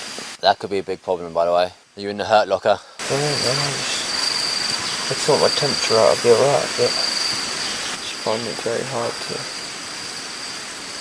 Every time there's a little gust of wind I can feel it. Sends chills through my body. What will you do if this doesn't kind of fix itself? So if you're cold during the day? If I'm cold during the day, I can't stay out here at night. There's not a chance in hell, you know. It could be anything, it could be a virus, who knows, but something could be wrong. Like, how do you feel now compared to before the jumping jacks? I thought I felt alright, but I still feel like I can still feel proper chill in me. It's probably sort of time on the camera. It's about like 1:30. So if we really entered into the warmest part of the day, what are your thoughts? I don't know. It's cold, man. I'm gonna go down and try and get some water, man. Hopefully that might sort myself out. How cold is it? Like a bad cold, like? Now, let's say 5 was normal. Like, let's say it's like 10. Like 0, 1's freezing, yeah. 10's were absolute sweltering. 5's normal, yeah. I'd say I'm about like 3.5, man. It's not too good. I'm gonna go get some water, man. Fuck the recording, man. See if you feel different. Yeah. I know, like a few days ago, we were having doubts when it was raining, and we're in our shelter. That's one of the hardest points, I think. Each time when it's like at night, cold, wet, that's when I think it's the toughest. You was having doubts about how long, like the longevity you could really be doing this for. Tell me how you felt then. Then I felt really down, man. What you do kind of notice essentially out here is different in the way you walk compared to how you would walk, like at home. Because obviously at home you've got shoes, and you can walk with your heel. Because you go heel first normally, and you can pound your heel into the ground and you won't feel any negative effect. Just because the shoe heel is taking most of the brunt of the force. obviously back in the times of the cavemen before shoes were invented, they would actually walk on their kind of tiptoes essentially. This is just because that will absorb more, it helps like spread the absorption of the impact of hitting the floor all the time. And that's kind of what we've gone back to now here as well. To that, going like toe first or kind of more going a bit more flat-footed means you are able to essentially feel the ground for good spots to walk on, rather than going heel first and slamming your heel down, because that could cause a lot of damage. So that's good. What I'm going to do right now, I'm going to look for some larvae. Best way to find larvae, this is how I walk anyway, more of a kind of softly putting your feet down, reasonably flat, but you kind of go with your toe first as you kind of like scout the area for the rest of your foot, like that. As you can see, I've got the duct tape on my foot there, just to protect that cut, because it feels painful and please get infected. So right now I'm going to look for some larvae. Larvae can be found in dead wood or like rotting wood. I've been trying to look for it before, I couldn't find anything, but I'm going to give it another go. So I'm using my left hand because my right hand isn't in the best shape. Nothing in there. Nothing in there. I've got a cut on my foot, kind of like a dig that kind of looks quite nasty. That kind of happened days and days ago, maybe 5 days ago even. It's been getting worse and worse. It's hard to walk on. I've been walking on my tiptoes instead. I tried washing off some of the dirt.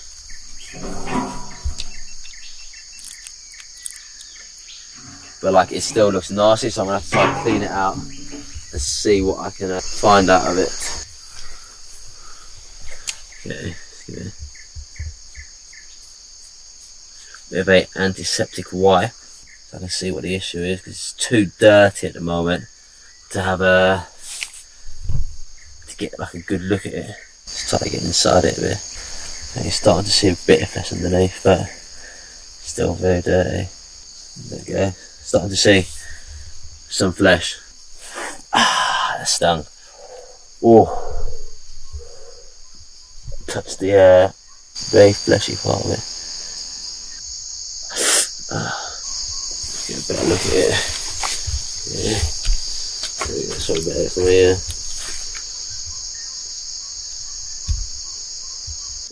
The problem with obviously being in the rainforest of this, the floor is so wet and it's so dirty, it's going to be full of bacteria.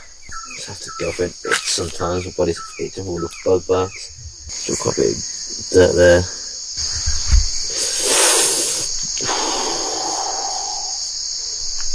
What's in the water? No, it's going to be dirty water, but I need to kind of flush out some of the particles in here.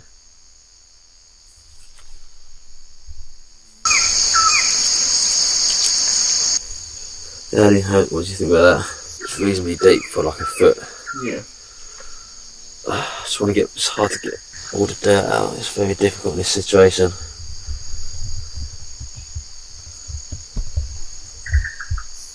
Clean as I want to get for now. I want to just clean around the outside. What are you going to put on it though? There's not anything. Duct tape. There's not much we can really do, but just keep it. It's the only choice is duct tape. That's literally the only choice, because it's not going to. The duct tape won't even last. The duct tape won't even last at all. Yeah. But I don't really have much choice. The only kind of, because you're still going to get wet, still going to get dirty, a bit less dirty, but essentially it's going to cut the pain I feel from it when I step on things. It's not the worst cut I have on my body, is it? So it doesn't really cause me too much concern. It'd be the more painful cut on the body though. Yeah, when I'm walking, yeah. It doesn't even, you can see that. It doesn't even get that clean. My feet are so dirty. It's still got dirt in all the grooves.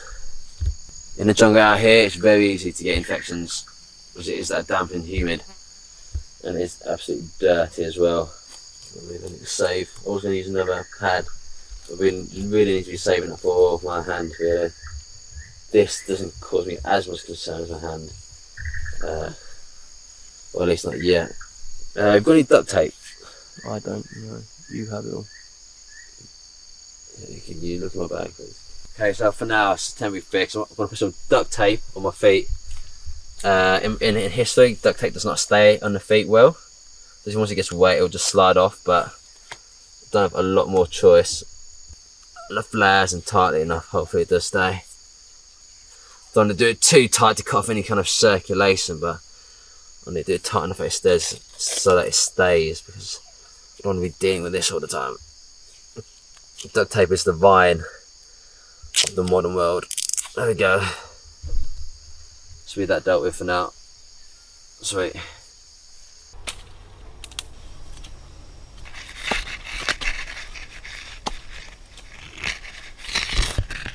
There we go. Found a little worm. Found 2 worms. And so yeah. That's the 3rd one as well. Nice. If I just get to it. Oh, the 3rd one might have got away. We've got 2. And a beetle. But if it's dead, I wouldn't want to eat it. You don't know information. You don't know how long it's been dead for. Another one's dropped off. I'll find it in a second. After. What have you lost? I'll quickly eat that one.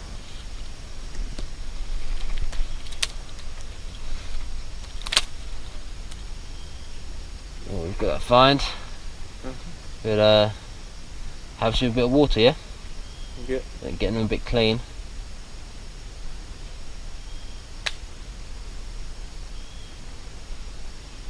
Let's have to bite itself down. I want to get the whole worm. Don't want to pull off. So.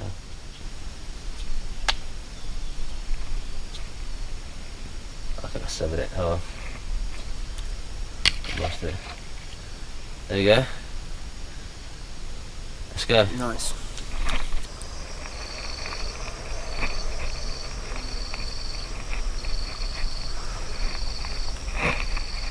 Easy to swallow sometimes.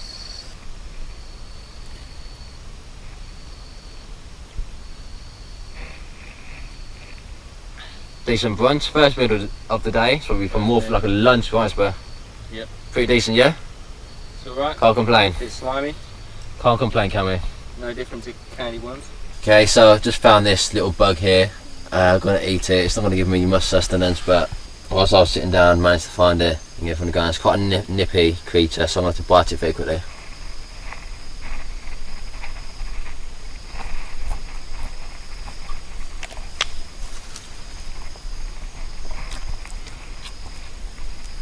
Done. Tastes good. It tastes as good as it can be.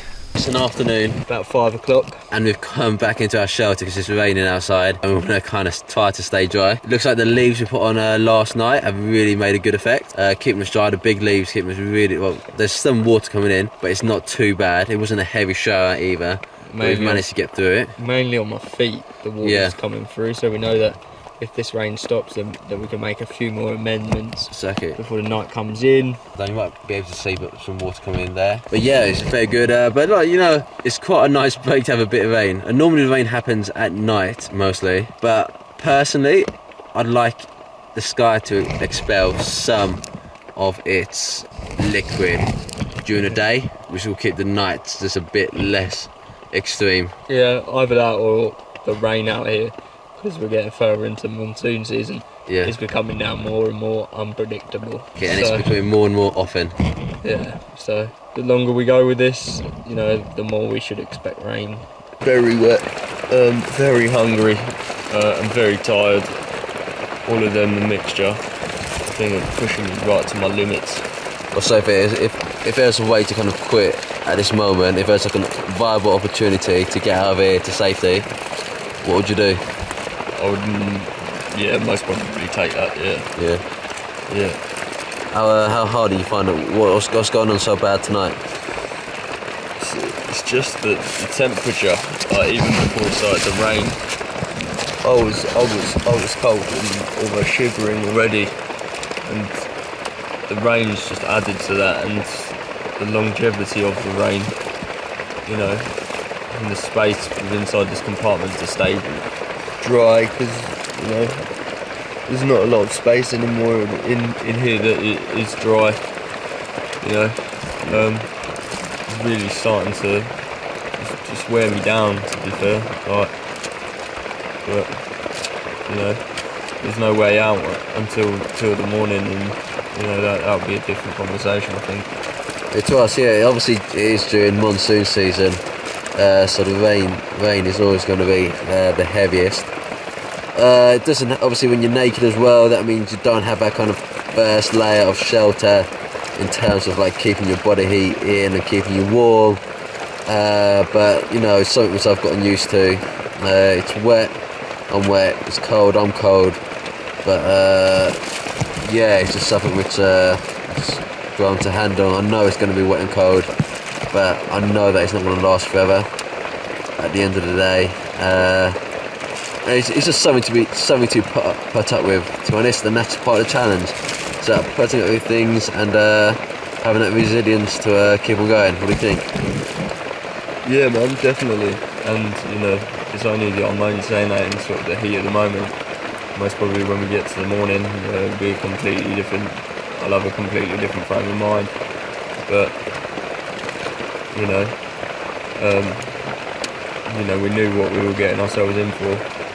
I don't think quite, you don't see rain like this in the UK, so, but judging on the first week, of rain, that was quite controllable, but it seems to be that, the last few nights, excluding last night, is just, all of a sudden ramped it up another gear.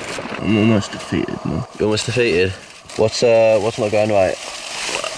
It's constantly cold, man. Lack of sleep, energy. Do you not think you can do another night? I think I can do another night, man. I'm just trying to work out in my head if I think I can do another 10. Because if there another 10 like that, I don't know, man. What do you think the fix is? As you said the other day, there's two choices, isn't there? You continue or you kind of leave and get to a hotel. What do you think you'll do? I think it's kind of a big group decision, isn't it? Why? Because, we're out in the middle of nowhere, so if one person goes, I think the other person has to go as well. Not necessarily. Because I can do this, I can finish this off by myself. In my head, I'm not happy, I wouldn't be happy leaving you here, so... You shouldn't make a decision based on just being any kind of concern for me. It's one bad night, isn't it? So, it's not could be a different story. I just need a bit of time to prep myself up, I think. Most nights are going to be quite difficult, aren't they, realistically? And the monsoons are getting worse, aren't they, every night? In my head, quitting's not an option. So. How you doing, mate? How bad's the feeling? Bad, man. You still 4 out of 10? Yeah. I don't know what to do, mate. Ultimately, you got to put yourself before the project. I want to complete the project, though. You still feeling cold? Yeah. Not terribly cold, but... Like, how does it feel? Like, to describe it, like, if you was in England, what time of the... Let's say you've got t-shirt and trousers on, what time of the year does it feel like outside? Like early spring. So a bit nippy. Yeah. I know my energy levels have never been lower than this. Like, the amount I can accomplish in each day is... I don't even think we're going to be able to go fishing today. Nah. The amount I can accomplish each day is just minimal. I don't have the energy to be, like, standing around, all that kind of stuff anymore. I don't know what to do, mate. Where did this feeling kind of start yesterday? Like last night, yeah. Yeah, man, I'm feeling positive about it.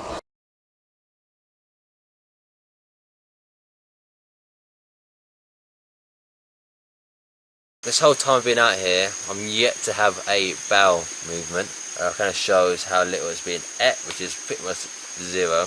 I've had some kind of insects, I ate a lizard, I've had a cricket, I've had a few worms, a few ants as well, a few bugs. A few berries, but it's not really enough to kind of make a bowel movement, so I'm kind of concerned that I probably might go this whole journey without it. At the moment, you've got kind of two things in the wild. You've got thriving or surviving. At the moment we're just surviving, which isn't the best. That just means we're eating hand to mouth, and we're not getting enough calories in. This isn't too good. Hopefully when we start fishing, hopefully we catch enough fish to kind of change that. We're going to start tomorrow. But with kind of the rain, it's becoming more unpredictable, so it's now raining during the day as well, which is making it difficult to be outside, as it kind of drops your body temperature, gets you wet. In terms of this whole experience, my idea was to do it with as few kind of survival tools as possible. Sleeping in a shelter is a lot easier now. I've got plenty of leaves on there, so that, there are still drips coming through and it does still get wet, but we're not getting soaked. It's a lot nicer. I look forward to getting home after my days. We've been in Malaysia for almost 2 weeks now. We've been in Malaysia for about 2 weeks now, so another week and a few days, and we will be back home eating full meals, which I'm very excited about. It's all going well. The blackouts are getting worse. The way to describe how the blackouts work for me, at least, is that kind of vignettes. It starts with vignetting, and it kind of, the blackness fades in until there's a tiny circle to see through, and then that goes, and it kind of goes away. But this, one of my latest ones, it actually hurt my head. That's the first time I felt pain, like actual real pain from a blackout. This doesn't bode too well. Keep doing it. My scar is not going to heal whilst I'm out here. I've accepted that. I'll have to see a doctor when I get back to England. But other than that, you know, I'm still doing fine. You know, the hunger doesn't affect me that much. It's the low energy that affects me. Like, I don't, as much as I want food, I'm not feeling like, I need some food, like you would in England. Or maybe that's because that food's so accessible in England that, like, when you don't have it, you're like, well, it kind of hurts, I kind of need it. But out here, we know food's not really much of an option at the moment, because we haven't seen that many. We haven't seen many creatures, kind of like mammals or reptiles, to eat, to be honest. We haven't seen any. Well, I've had one lizard myself. James saw a large lizard the other day. I saw a monitor lizard back at our first location. I'm getting a bit too skinny, which means that my body's having difficulty burning my remaining fat, because it is kind of trying to hold onto it, because, you know, you do need fat to survive. But yeah, no, I do think James, one of the key things that he's able to do is a great motivator. Having two people out here is a lot, I think it's probably a lot better than having one, because one person will, kind of having two people means you're kind of more motivated. You've got someone else to kind of like keep each other motivated and kind of keep each other strong. When you've got one person, you're kind of by yourself, and it's probably easier to give up. But yeah, two people helps you keep motivated and keeps you going quite hard. Yeah, I can tell how bad this lack of nutrition, lack of food is affecting me. So my knee injury, which I sustained on the first location by falling partway down very, very short ravine, maybe 8 feet, 7, 8 feet, I'm not really sure. Well, I didn't fall the whole way, but my knee kind of stayed on the surface. It's not healing. That would be like a 3-4 day maximum injury in England when you're eating plenty of food. Out here, it's been 2 weeks, and it's not doing much healing at all. That's my knee. That is my knee. That is my knee hurting. Right now we're going to make ourselves, or try to make ourselves a improvised fishing net. So yeah, we've just been hit by some afternoon rain, so we decided to come back in to shelter to keep all our gear dry, all our camera equipment dry, all our batteries dry, and we'll kind of have to, hopefully, if it does clear up, we'll be able to kind of continue doing our planning for fishing tomorrow. Yeah, and you know, with the little energy we have, we kind of need to just stay warm. Yeah. Because otherwise, being cold, that will exhaust too much energy that we don't really have at the moment. So, you know, the best thing for us is to just stay here until it all tides over, to be fair. Exactly. With obviously any kind of cold weather, your body's got to work harder to stay warm. Obviously, we wouldn't be shivering outside. But it still has to kind of work harder to keep warm, and you don't kind of want to exert that energy. But yeah, obviously with this weather's becoming more and more unpredictable. We get deep and deep into monsoon season, so it's kind of at the start it used to just rain, sort of rain like about 7 into the evenings and overnight. But now it seems to be more and more often like raining during the afternoon as well. So it's kind of keeping us out from actually doing anything active at the moment. My name's James Moynihan, 25. I was working ordinary job 9 to 5 before I decided to come and do this with Dan. I wanted to test my body really.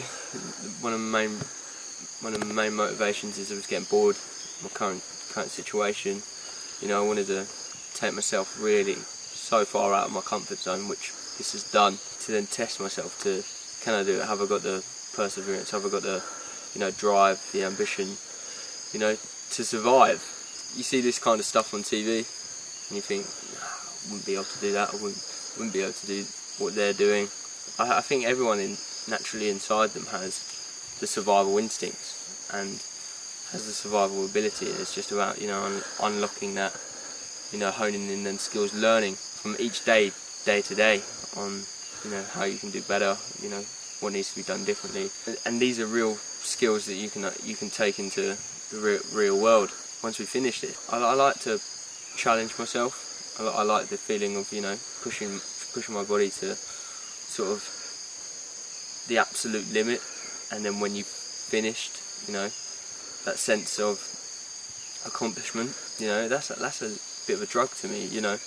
That's why I like to set myself these sort of different challenges every now and again, and they seem to be getting bigger and bigger as I do these. I've done like an ultra marathon, done like 3-peak challenge. I've done sort of small sort of challenges that people do, but this seems to be the biggest one that's taken me out of my comfort zone, you know, test my body to different limits, you know, not only physically, mentally, you know, there's a lot of time out here that plays on your mind. Daniel, I work kind of like a normal job in England. One of the key motivations for like this certain project is I wanted to do something quite cool. I wanted to choose like a kind of a wet, kind of rainforest type environment, because that's kind of similar to a desert island. I've already been to the Sahara Desert. The main thing about this, originally in the first few days, the main problem was having the amount of weight that you're carrying, because with 2 people, we were like alone with just 2 people, and we've got all our camera gear, which is all on our back. You have to carry 2 bags at a time, full of chargers, batteries, all of that.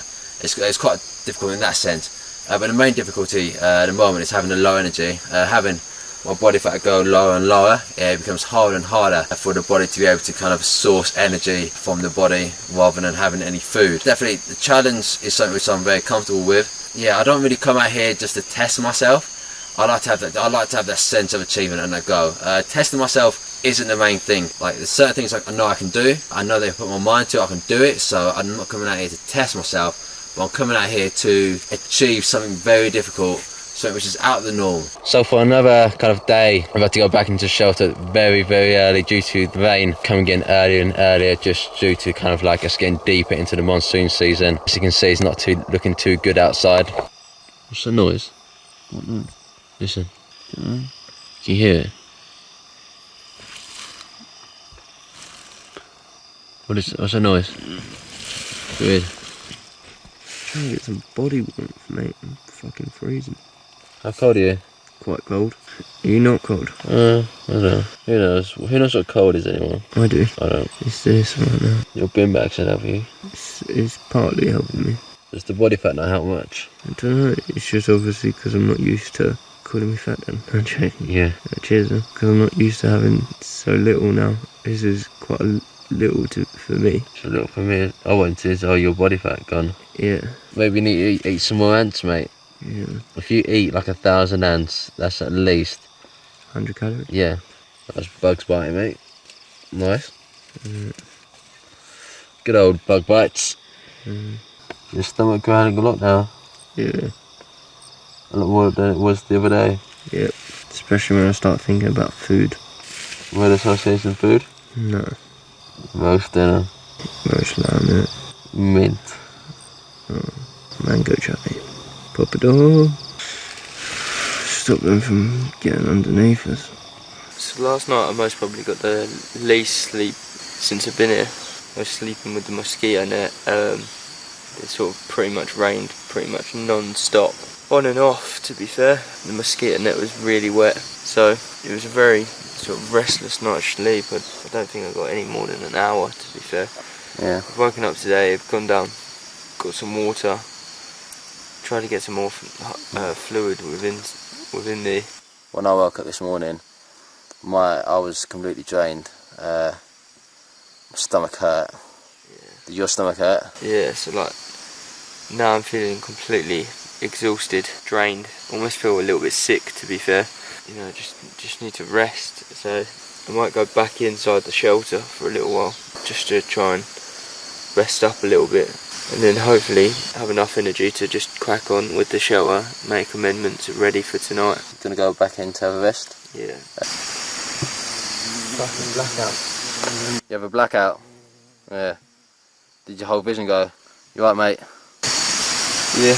Right, do you want to come and get this coffee? Yeah, sure. Load of ants just collected on a leaf. Yeah. So I'm going to lick it. Go for it. Yeah. They might bite you, be careful. Yeah, man. I've got quite a lot there. Okay, yeah, so we just made it out to the river. We're going to try some fishing. Going to kind of improvise ourselves and do it. Our original method did involve using bamboo. We have got bamboo. We're going to try doing it with 2 people in the water this time. See what happens. It's quite key today to kind of get some fish, because you know, we've got a choice of either thriving or surviving. We can see out the rest of our days eating insects and that'd be fine, but we'd have low energy, or we can kind of try, go out and catch some fish, have that more energy and kind of really feel that motivation.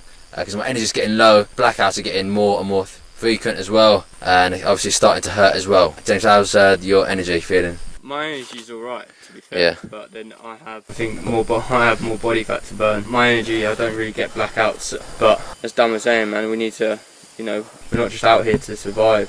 You know, 21 days without food, your body can do that. But we want to be able to, you know, actually thrive. You know, be able to eat properly. You know, we want to be able to come out here and catch something. Yeah. So this today is very key. To then go back and it's going to pick up on morales, have the fire, have food. And then we can see the last bit of the journey home. Exactly. Personally, I find when I was in the camp, my energy was extremely low. But the moment I get like into the water, into the stream, near to the river, when I'm being active, my energy seems to get higher. I guess because obviously when you're sitting down doing nothing, your metabolism slows. But now, you know, it should be kind of hiking back up a bit to getting a bit of a peak. And now my energy is, I couldn't run a marathon, but my energy is as high as it's really ever been in terms of when we've been out here. I'm like motivated. Got the energy to do whatever we need. I don't feel lethargic at the moment. Our plan is to take a mosquito net and go out to there. As you can see, we're gonna have to cross a path of water. Yeah, I've got my stitched hand in a glove, but it's gonna get wet and it's gonna affect the healing time. But that's something we have to face in order to get fish. I can sacrifice sometimes. And my knee brace has come very loose. I found a possible fruit of some sort. I'm going to toss it up. You got it? It's not warm. I don't know, mate. You've not got like a safety pin on you somewhere, so we can get it out.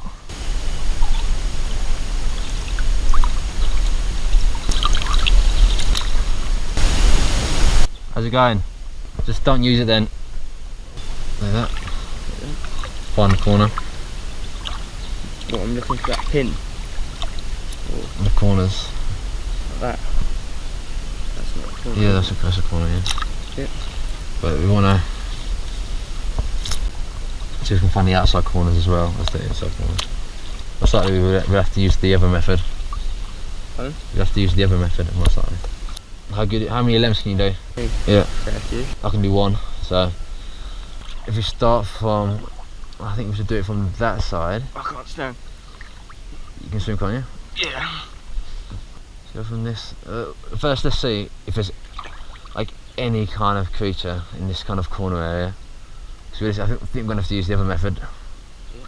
So we want to close everything in, get as wide a grip as you can. However wide you can get a grip, like full on left. Put one up, put one down. Yeah. I want see if I can put it on my foot. Let's see if I can. And just like we'll close in back to where we came down. Yeah? Let's see if this probably won't bring up anything. James, to where we came down. Imagine if there's, let's just imagine there was something in this area. Let's just imagine, it's probably the most unlikely now that we're in here. We want to close it down into a smaller and smaller space. Okay. And the smallest space being right in that corner there. Yeah. Okay. I've got my foot on one because I've got my foot on one side, on the bottom part. So this is this is kind of like at the top of the water, the foot at the bottom, and it'll give a greater surface area.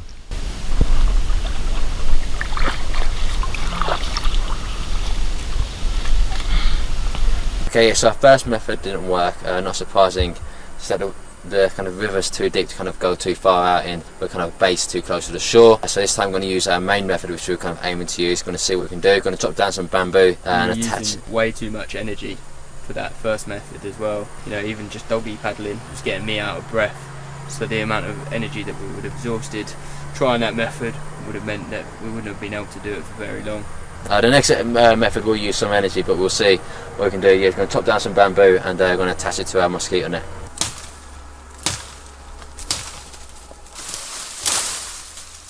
Yeah, our hands are covered in these kind of tiny hairs, which are actually piercing into like the top dermal layers of our skin, our dermis, essentially. So we're going to have to kind of get them out. There are some of them a bit deep, to be honest. How are yours? you just wipe your hand. There you go, mostly gone.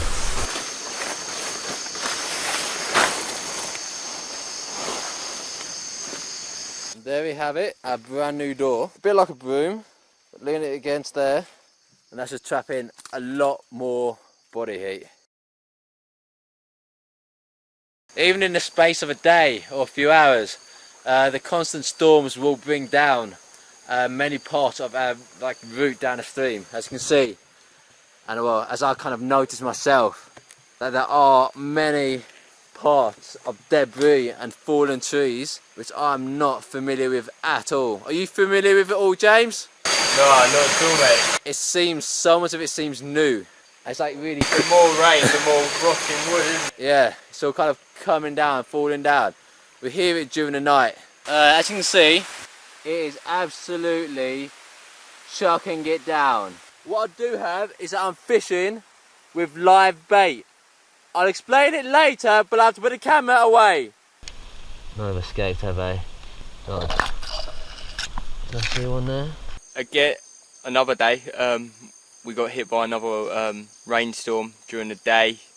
I was back at shelter trying to recover a little bit, as I didn't have a lot of energy. It's got bitten on my scrotum. Really? Yes. By what? By an ant. Oh fuck. We got hit by another rainstorm. I was back at the shelter trying to recover. I didn't get a lot of sleep last night. Dan came down to try and sort the fishing line out, but with the rainstorm I woke up, didn't know where he was, so I quickly ran down the stream to try and see if he was okay, because I would have expected him back. So I've come down here. Dan's having a little bit of trouble from the sounds of it, trying to get this fishing line out. It's been like a massive issue of the fishing line tangling itself. I spent a long time detangling it, and then it got tangled all over again as I was ready to toss out the line. And we're having to go back to our camp. It's pouring down, so we're going to have to stop fishing.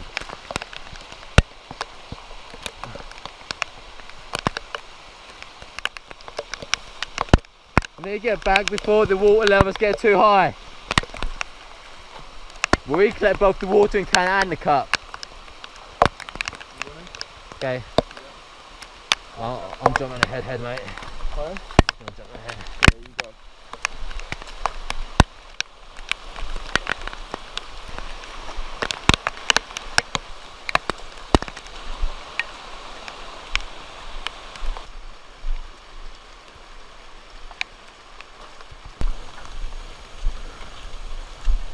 Oh, it's quite wet in here. It's quite wet in here. It's not good news. It's not good news. Just waiting for James. If he's not here in a few minutes, I'm going to go back out. What's it like in there? Quite dry. Even though it's around just gone after midday, maybe 3 o'clock, it is pouring down and we are confined back to our shelter yet again. As you can see, it's absolutely pouring down. So when we got back to the shelter was already pretty waterlogged because, you know, we journeyed back in the rain. So what I did was I went out and cut a few more leaves down so we're not just sleeping in mud. So at the foot of my shelter are all these leaves, because otherwise we would literally, but it be in the end of the night be in a swamp, I believe, because, you know, the rain is getting so bad. And I managed to get some more big leaves, so I've managed to cover up a few spots on the outside as well. So hopefully that's going to give us 1, installation, and 2, a little bit more protection from the water. Yeah, right now the water's coming, I feel it on my back, and as you can see it's on those leaves. We'll see, hopefully we can kind of just maintain ourselves through the night.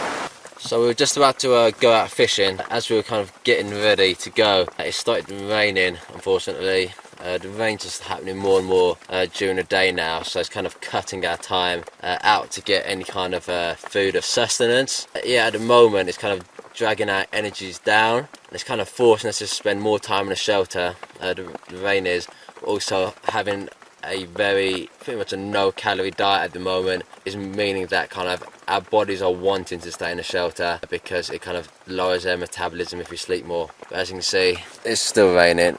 I'm hoping this stops at some point so we can go back out, but at the moment we can't really be out there because, you know, being naked is going to drop our temperature way too low for what it should be. Quite a big problem with any kind of cuts and scrapes is that invariably flies will start trying to eat you alive. If you're not careful, you will cut your leg. Tough times. Tough times. It seems Tough to always times. happen to you as well. It seems to be all the injuries happen to me. Because I'm 2 weeks in and I've got no injuries. You had sunburn, but that's about it. Touch wood, but and obviously feet injury. But Yeah. But you seem to be getting the brunt of all the worst injuries. To see if we caught any fish. Yeah, things are starting to take longer to do because of our lack of energy. Yeah, things are taking much longer than they would have done in the first few days. But yeah, we're going to have a check, see what's happening there. We're not kind of hopeful of anything happening. We don't get hopes up, but you never know. You know, we don't. To be able to survive this whole thing, we don't need fish. It'd be nice to have It'd be nice to have it, but we know we don't need it. Yeah, so basically it seems like it could be tangled up somewhere and I don't want to break the wire, so I'm going to go out and see what I can see. Not looking good. Nothing, mate. One of the main challenges I think that we found out here is the whole situation where nobody kind of scouted our location. In most kind of TV shows where you see kind of survival related things, there's plenty of creatures around to be able to be killed, and they can be killed. That's one problem that we've faced out here. When we were looking into locations, our main sort of worry was water, wasn't it? Actually, this location we've been fairly lucky in the sense that we found Very lucky, yeah.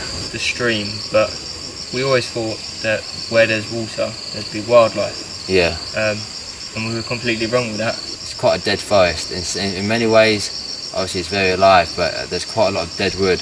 But it definitely makes a difference when you kind of can feel heat. It's not going to change the world anymore, not just being generated but it from your own definitely makes a difference centre when of you your kind body, can but feel maybe from heat. somebody else's. not just being generated from your own centre of your body, but maybe from somebody else's.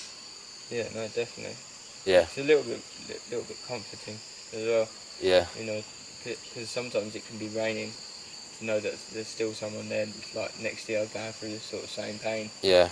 Yeah. So James is just going to eat the inside of here. Yep. Let's see what it looks like. There we go. Quite clear.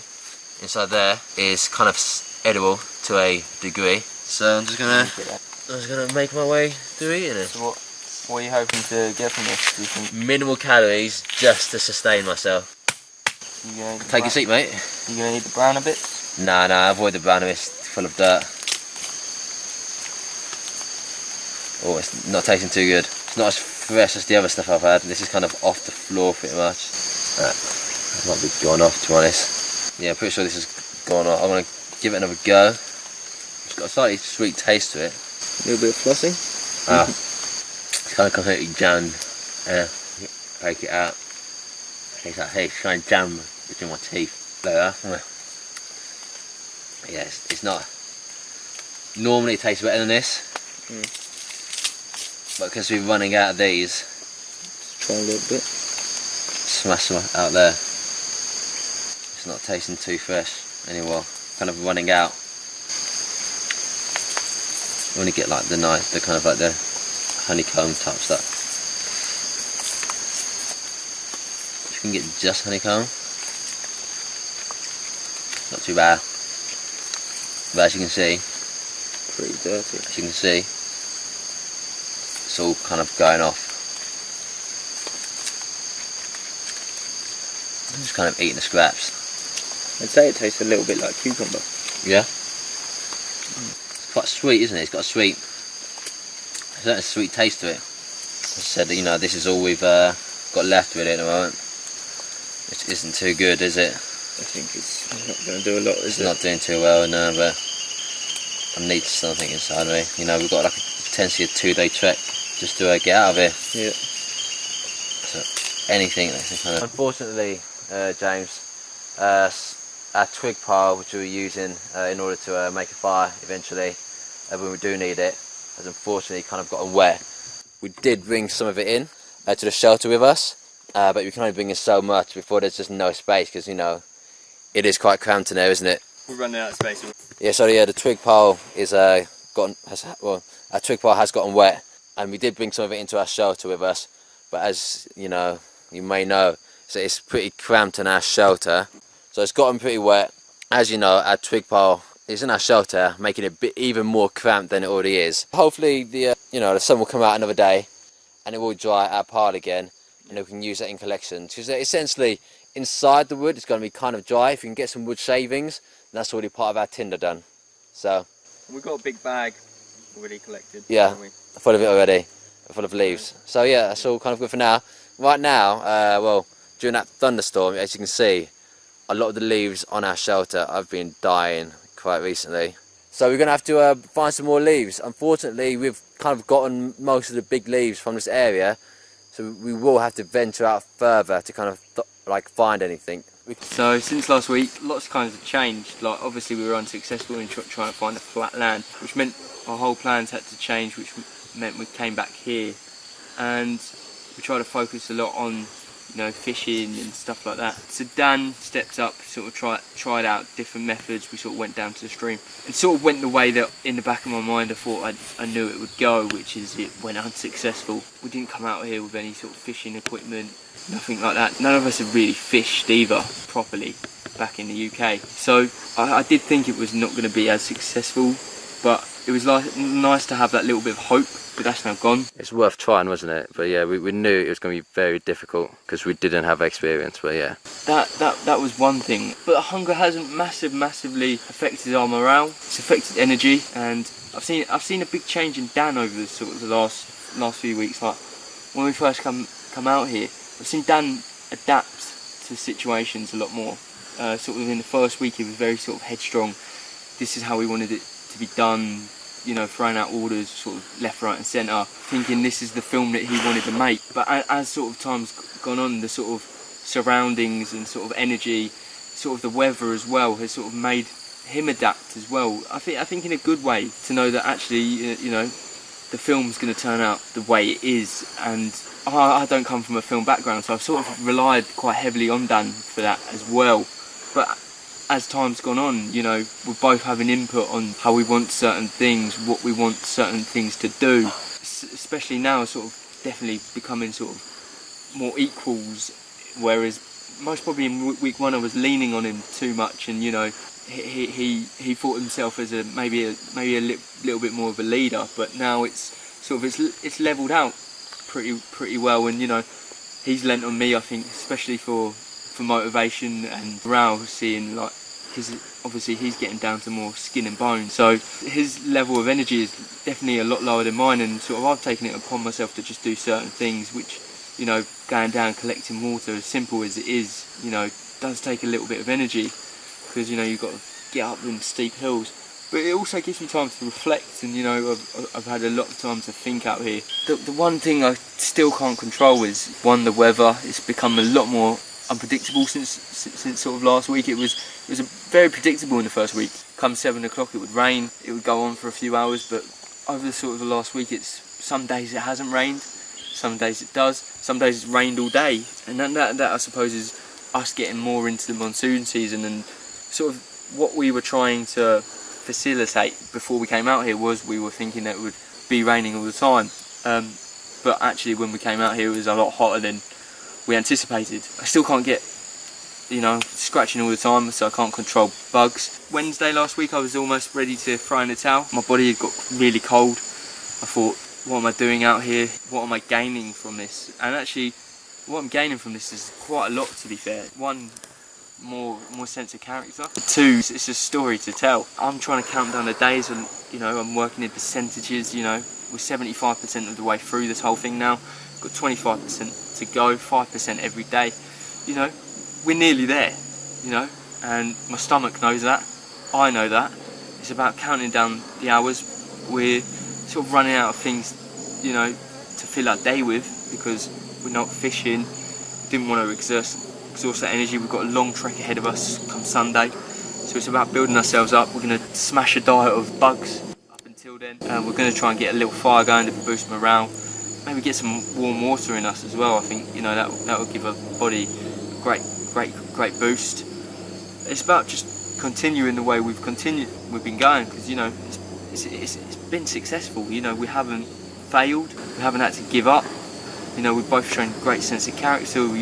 and I think we've got this. This whole kind of project's been very interesting. Kind of learned a lot of things out here so far. One of the main things as well is kind of find that balance between like risk and recklessness, essentially. You know, risk and recklessness are two completely different things. When we went out to kind of find the flat land, hopefully to find more creatures and next to the river, we were really kind of going from the level of risk over to the recklessness, because you know we were going a route which we were unsure about. It was taking a long time. We were dehydrated. We were starved. We were like lack of energy. But I feel like out here now we've got a nice balance between the two now. You know, having that water is great, but you know, in your life you've got to find a balance between risk and recklessness. But often the thing with risk and recklessness is that they both sometimes offer big like rewards. What you learn and you know how you develop as a person. Kind of recently we've been spending more and more time in a shelter, kind of going into there early, well a lot of times because of rain, and then essentially getting out there a bit later in the morning.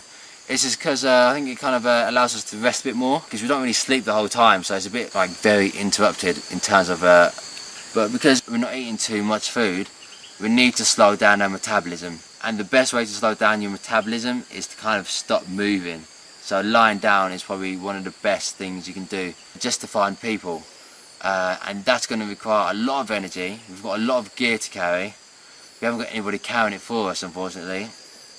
We don't have any kind of car planned or any way to get out other than walking, so it's going to be quite a big trek, and we need the energy for that, and that is, you know, that is our main thing at the moment. That's our main challenge that's going to be coming up, being able to make that trek. Personally, I've found James to be a massive source of inspiration out here. He's got a lot of energy. There's times when we both feel, at different times, we both feel low. The times when we feel high. I feel like when I was moving, trying to go down a stream, I got a lot of high energy. And when I'm kind of not moving too much, and when I'm doing like the meticulous parts of this kind of whole project, just like changing SD cards, my motivation goes low. But definitely having two people out here definitely makes it a lot easier in terms of having that kind of motivation and kind of that drive to keep on going, because you keep each other going strong. And definitely he's a very strong character, and he's like, ultimately he's got a lot of positivity about him. He's never given up. He's never really shown really much any kind of weakness or anything like that. He's never really been down for too long. That's something which sometimes happens to me, especially when I've got really low energy, you know, with my body fat kind of dripping down, with my abs starting to come out, which hasn't happened in a long time, which I'm not a fan of. I prefer to have quite a bit of fat on me to give me a bit of energy. Yeah, James is always there, and he's, you know, strong the whole way through. He likes to sleep like we all do. I like to sleep as well. So yeah, it's definitely great having him out here. Wouldn't want anyone else out here. One thing I do wish we knew out here was kind of knowledge of mushrooms. There are mushrooms in all places, but so many are poisonous that there's no point in risking eating any of them. If you had like a deep knowledge of mushrooms, we'd be able to have more food and to eat. You know, if we understood fungi a lot more, you know, there'd be kind of a bit more sustenance. Coming up to these kind of late stages, we are kind of having to get ourselves a daily routine, because, you know, we've proven that you can survive out here for like a decent period of time. But because we get into the later stages, we're kind of getting ready to go, you know, the end's in sight. And we kind of have to have a daily routine of getting things done, you know, getting water, getting ourselves clean, things like that. The routine will kind of keep us a bit more sane. Yet again, in Malaysia, in this monsoon season, it's pouring down during the day for the thunderstorms. It's preventing us from doing anything other than stay and keep refuge inside the shelter. We're not very dry, to be fair. It seems like all the stuff that we put on the shelter sort of first week, that seems to have died. So we're sort of only down to one sort of level of leaves, and that's letting quite a lot of water into the shelter, so we're getting very wet. It's super wet, as you can see outside. We've had to put the night vision on just because it's getting dark outside. Not because of the time of day, but because the clouds are just covering the sun. We've also had to bring in a lot of twigs and sticks that we were keeping dry outside, just so we can kind of keep them dry inside our shelter and hopefully use them to make fire when we get the opportunity.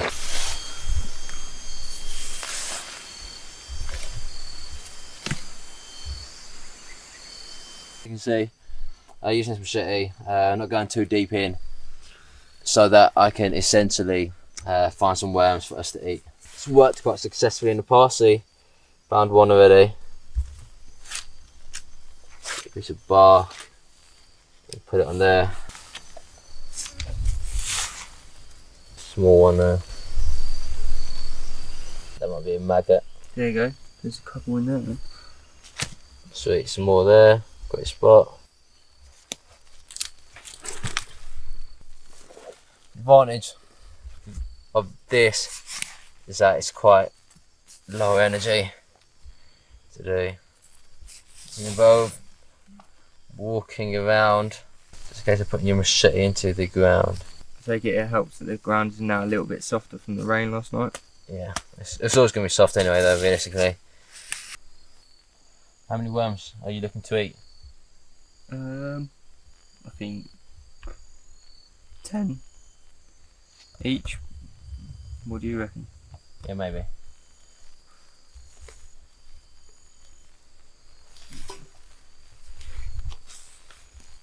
Okay, so for not too much work, managed to get quite a few worms.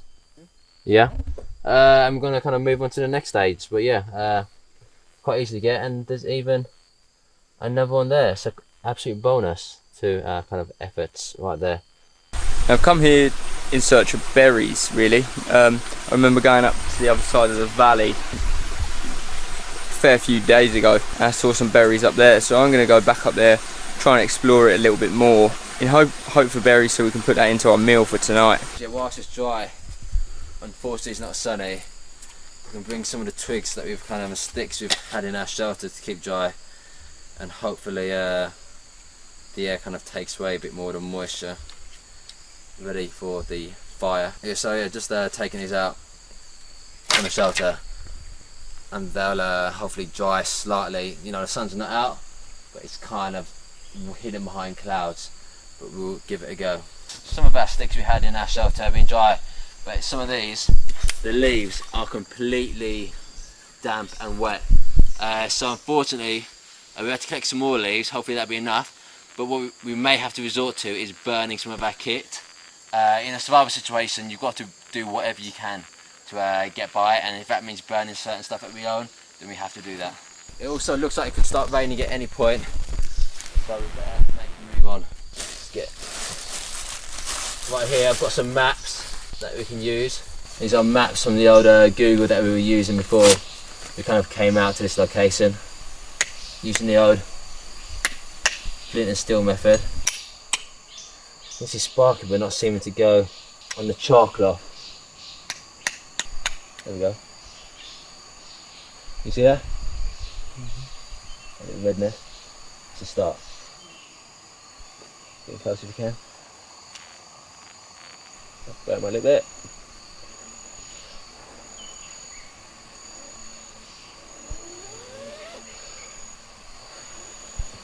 Nice.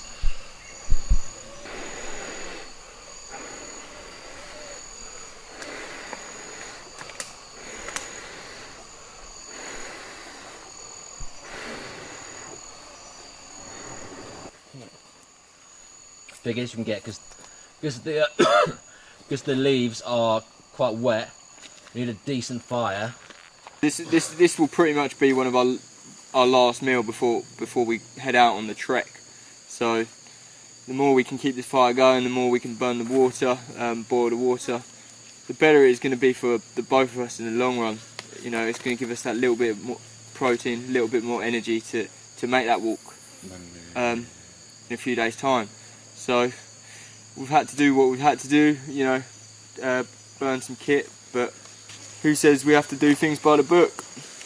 Exactly, we're just two people out here, unsupported by anybody, no experience in survival, never even made a fire before outside, you know. We're doing what we have to do. We didn't use a lighter, we used flint and steel. We didn't use a lighter. We don't have a lighter as well. Just have to memorise, if you can see there, our flight plans, just as we are just burning them up. As you can see, starting to boil in the cup slightly, which means we're getting somewhere. Right now, I'm calling this a success. What we wanted was to get this like heated up water, get it heated up, with worms inside there, the ants, and it's cooking. It's pretty hot. That was hot. Almost kind of burnt my finger, but there we go. See if any other leaves burn. The problem with these leaves, they're burning for a second and then they seem to go out, but just keep going. Maybe hold a handful. I'd draw a few in a hand and see what happens. There we go, still cooking. So I'm going to take some leaves and show you that the minute we put leaves onto the fire, they don't do anything. So as you can see, holding them over, giving it a bit of time to see if it's going to catch. It catches, and the minute I take it away, it stops. Got my old medical book as well, from having my stitches done. That'll go. The cooking seems to be going nicely. Very nicely, yeah? Yep. As you can see, leaves pretty useless. Same as the twigs and sticks. We've just relied on stuff that we've brought with us that we no longer need. Well, we've got these alcohol, obviously, pet pads. Hopefully none of us gets injured and needs anything done. Shouldn't need the machete anytime soon. No. Our aim was to cook this. We haven't really needed fire this whole time because we know it rains all the time, which means we'll put the fire out and it's going to double our effort and triple our effort. It's going to be working every day to get a new fire, to keep it going. What we want to do is get this meal, a nice warm little meal for ourselves, just you know, a few days before we leave. And right now, that aim is being succeeded completely. As you can see, the fire is still going. As long as it goes long enough to keep like the water hot. It doesn't matter, it's gonna be hot already. But let's just keep it going. Fire out here to sustain every day would be very difficult. You know, to keep leaves and twigs dry would be very, very difficult in this kind of weather. You know, we tried with a black bag to, you know, keep some sticks and twigs and leaves dry in the shelter with us. That failed. The rain got to that. So, you know, it's been warm enough out here for us not to need the fire, and you know, we've got by and we've survived, which is what we set out to do. But we just want that one last sort of meal, nice warm, getting our stomachs ready for our trek in a few days' time. So, you know, us trying to get to 18 days, this has given us, I think, a bit of a morale boost as well. We've been quite down. Energy's been very low. You know, we haven't needed fire up until now, you know, but we wanted to show that we could do it, you know, even if it does mean using the stuff that we no longer need, and you know, just to give us that bit of energy ready for that big trek in a few days to get out of here.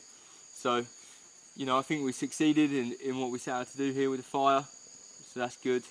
And you know, I can't wait to sort of sample a bit of the cuisine that we've created here. Yeah, mate, smash that high five. Love five, man. Yeah, man. Smashing it, mate. Absolutely loving it. Yep. This is definitely a highlight. Fire is our TV out in the wild. At this moment, you know, we've cooked it to the level we want it, but it's nice just to enjoy a bit of fire whilst we're out here. It's enjoyable, isn't it? It is very enjoyable. We're going to save a few of these just in case, just for our own kind of health needs. But it's coming to a close quite soon. In terms of not needing fire, I think we've been quite lucky really, because we could have needed fire day one if it wasn't down to the fact that we found a stream that was very drinkable, which could have changed the whole situation out here. Because as you could tell, we've only just managed to make fire. We've done it quite successfully, but only with the stuff that we brought.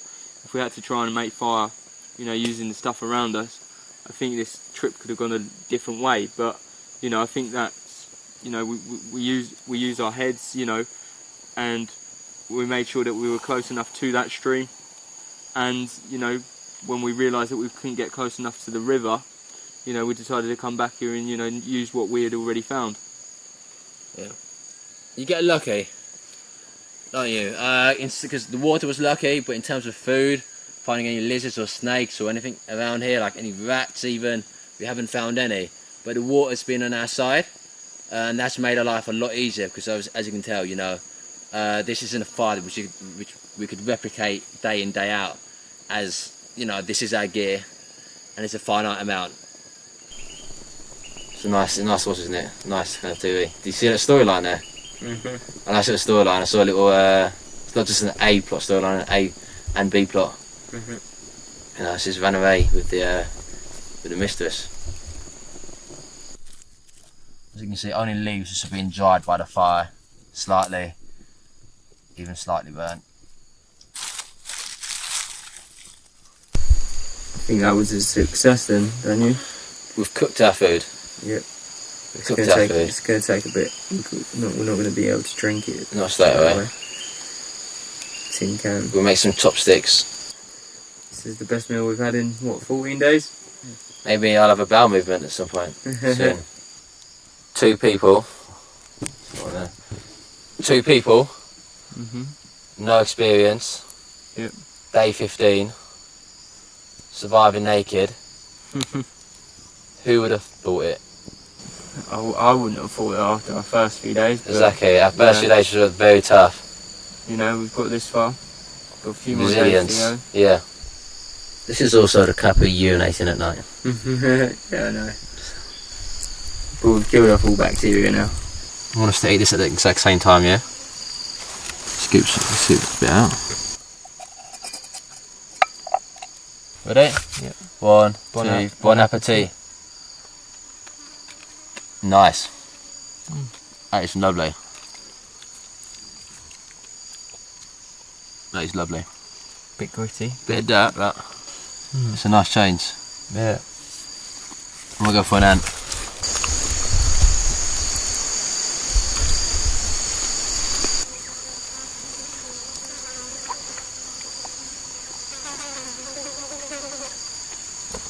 Oh, it's very gritty, that one.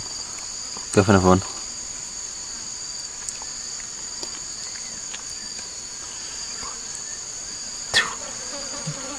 Go on, mate. Yeah. That was more grit than anything. Just out here enjoying the last of the supper. It's not Nando's, but it's definitely something. The maggots are quite nice. Once you get around the grit, that one's just a grit there.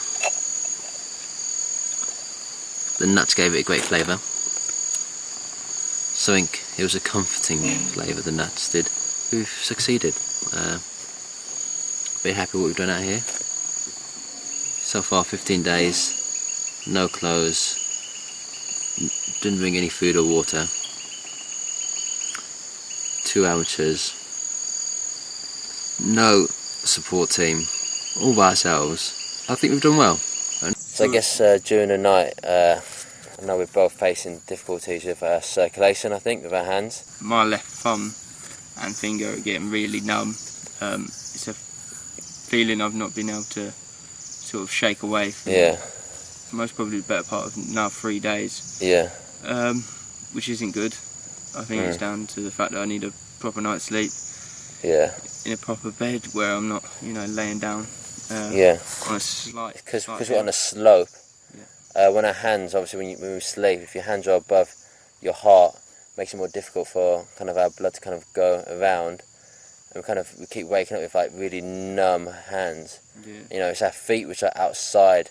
Well, our feet are closest to the cold outside, so it's not down to really temperature. It seems to be more about circulation, because our hands are often above our head when we sleep. If your hand, over your head, over your heart. Essentially, so that's kind of like coming down to, I guess, not having enough food inside us and lack of energy. Yeah. How's your energy levels? So my energy levels aren't too bad, to be fair. They've been pretty steady all week. Sometimes I do experience little dips in energy, but we're nearly at the end now, so that's what's motivating me now, is to get out, get some food. Yeah, mine have been shot for a while, as you know, just in case of just having so little body fat left to do. I haven't been down to this level of body fat since maybe at one point during uni when I was kind of cutting down to get in shape, and that probably wasn't even this low. But yeah, definitely having troubles having any kind of energy because I've got no kind of reserves to kind of work from now. It's kind of making it tough. The blackouts are still an issue. Suffering bad from the blackouts. Yeah, like it's not every time I stand up, but you know it'll happen sometimes. How about yours? The only time they do seem to happen is when I don't have any water. So first thing in the morning, once I've got water inside me, then I'm all right. We're coming up to our final day tomorrow. So we're on day 17 now. Yeah. You know, day 18 tomorrow. We've got sort of a big decision because, you know, obviously we've got that big trek that we keep talking about. Yeah. You know, it is a pretty big trek. And we've kind of got bags to carry, and we've kind of deliberated.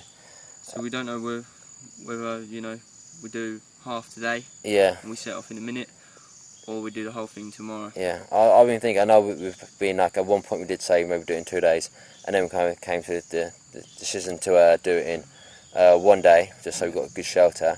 Personally, with my energy levels, I feel like doing a whole trek in 1 day would be too much for me. Being able to carry stuff and being able to keep moving, you know, is going to be, you know, it's going to put me on the verge of passing out quite easily, especially on the terrain that we have to walk. Yeah, so literally, personally, my energy levels, I don't think I could take it, especially on like the terrain which we have to walk on. If it means we do it over 2 days, we do it over 2 days. Yeah. But you know, it's time to go. You know, I think both our bodies are saying that, both our minds are saying that, and I think, you know, the quicker we plough on, get out of here. It's okay. There's we can rest and eat. Yeah, there's nothing left to achieve really now. No. We've kind of done what we need to do. So, James, just goodbye to our lovely shelter. At times it kept us dry. At times kept us very wet. It left us quite cold quite often. But it's our shelter and it needed a lot of work to do. It was tight and cramped. But it worked for us. It worked for us in the end. It's done a purpose, hasn't it? It's done what it needed to do. It's got us to day 17, and we're going to move on, and we get to day 18 tomorrow. Yep. So let's make a move. Thank you, shelter. Au revoir. Auf Wiedersehen. And finally, what would we rate? What would we rate it? Out of 10 for Tripping out of 10, I'm giving it a solid 11. 11, man. 11 out of 10. All the way, spinal tap the whole way, but au revoir. Salut. Oh, nice little steep hill. Just digging the old feet in. Luckily it's not too wet at the moment. There's literally holes everywhere. Yeah, man. Really looking forward to that, man.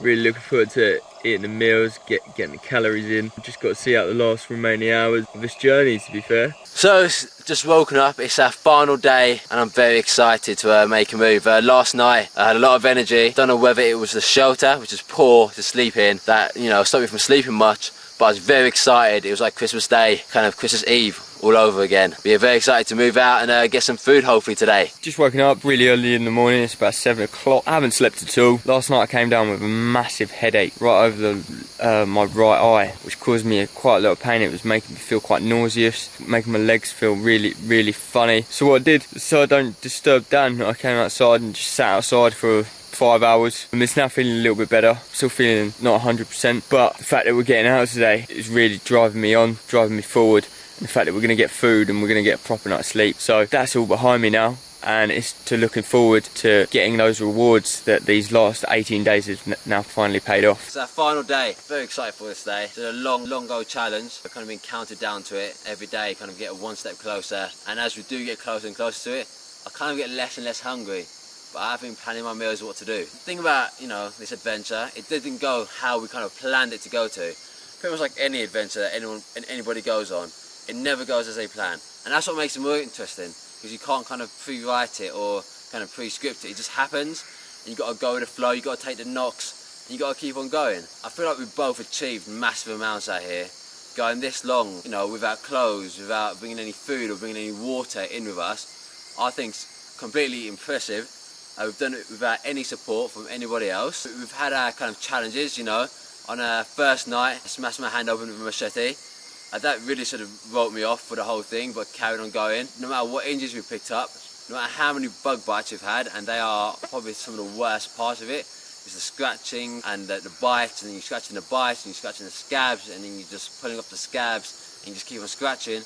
It feels good to finally get to an end, and we've completed what we needed to do, completed our challenge, and can two kind of ordinary people, unsupported, go out and survive in the wild? Hell yeah. So now on to a nice trek today, because we know every step will get us that much closer to food. Every step will be a increasing percentage closer to food. But it's I'm proud of James, everything he's achieved out here. I think he's done great. I've seen a new side to him of drive and determination. Very happy, and glad we kind of achieved it and smashed our challenge.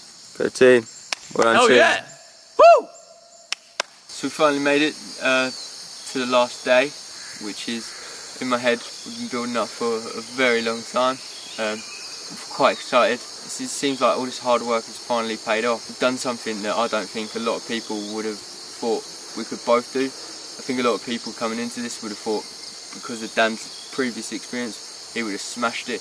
But a lot of people looked at me and gone, nah, not a chance. You know, written me off straight away. Here's a guy that, you know, sort of 5 years ago weighed 16 stone, now most probably about 12 stone from this. Had great amounts of energy coming into this, has had great amount of energy through. And I think personally I've smashed it. You know, I've done the challenge, I've exceeded the challenge.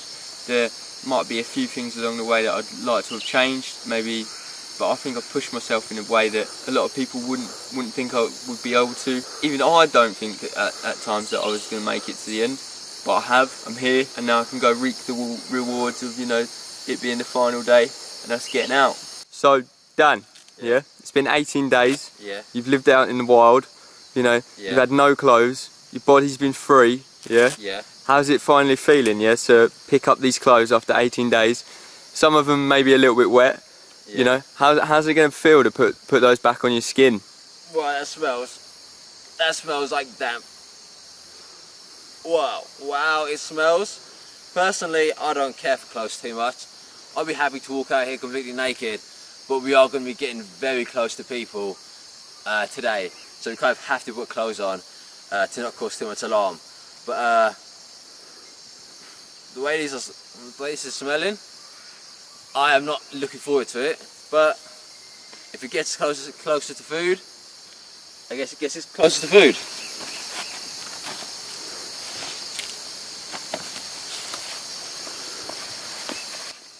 Wow, look at that. These are normally tight on me. Yeah. They feel so baggy. Obviously elastic, but wow. They feel so baggy. I've lost a lot of weight. Dropping the pounds, mate. Yeah, I literally these look weight, because I normally wear them, normally a tight fit, but they feel a few sizes too big. I'm probably not going to put on the t-shirt yet. Yeah. Because it's not a great smell. I'll probably smell worse, but I don't want to put this on yet. And then obviously down here, we left our shoes, didn't we, for 2 weeks under a bush. Yeah, and I'm not even going to try to put my nose underneath, next to those. And they're our shoes. So Yeah. whether a hotel or anything like that lets us in later. Yeah. A lot of time without any clothes. Yeah, so before I came out here, you know, like most people, you know, they've got their little body issues, but you know, I've adapted to being naked. I've actually quite liked it at times, especially when sitting in the stream.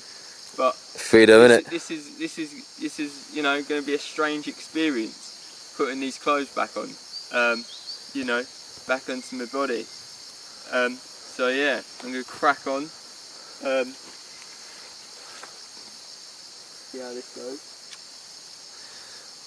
Do do do do do do do do do do do do do do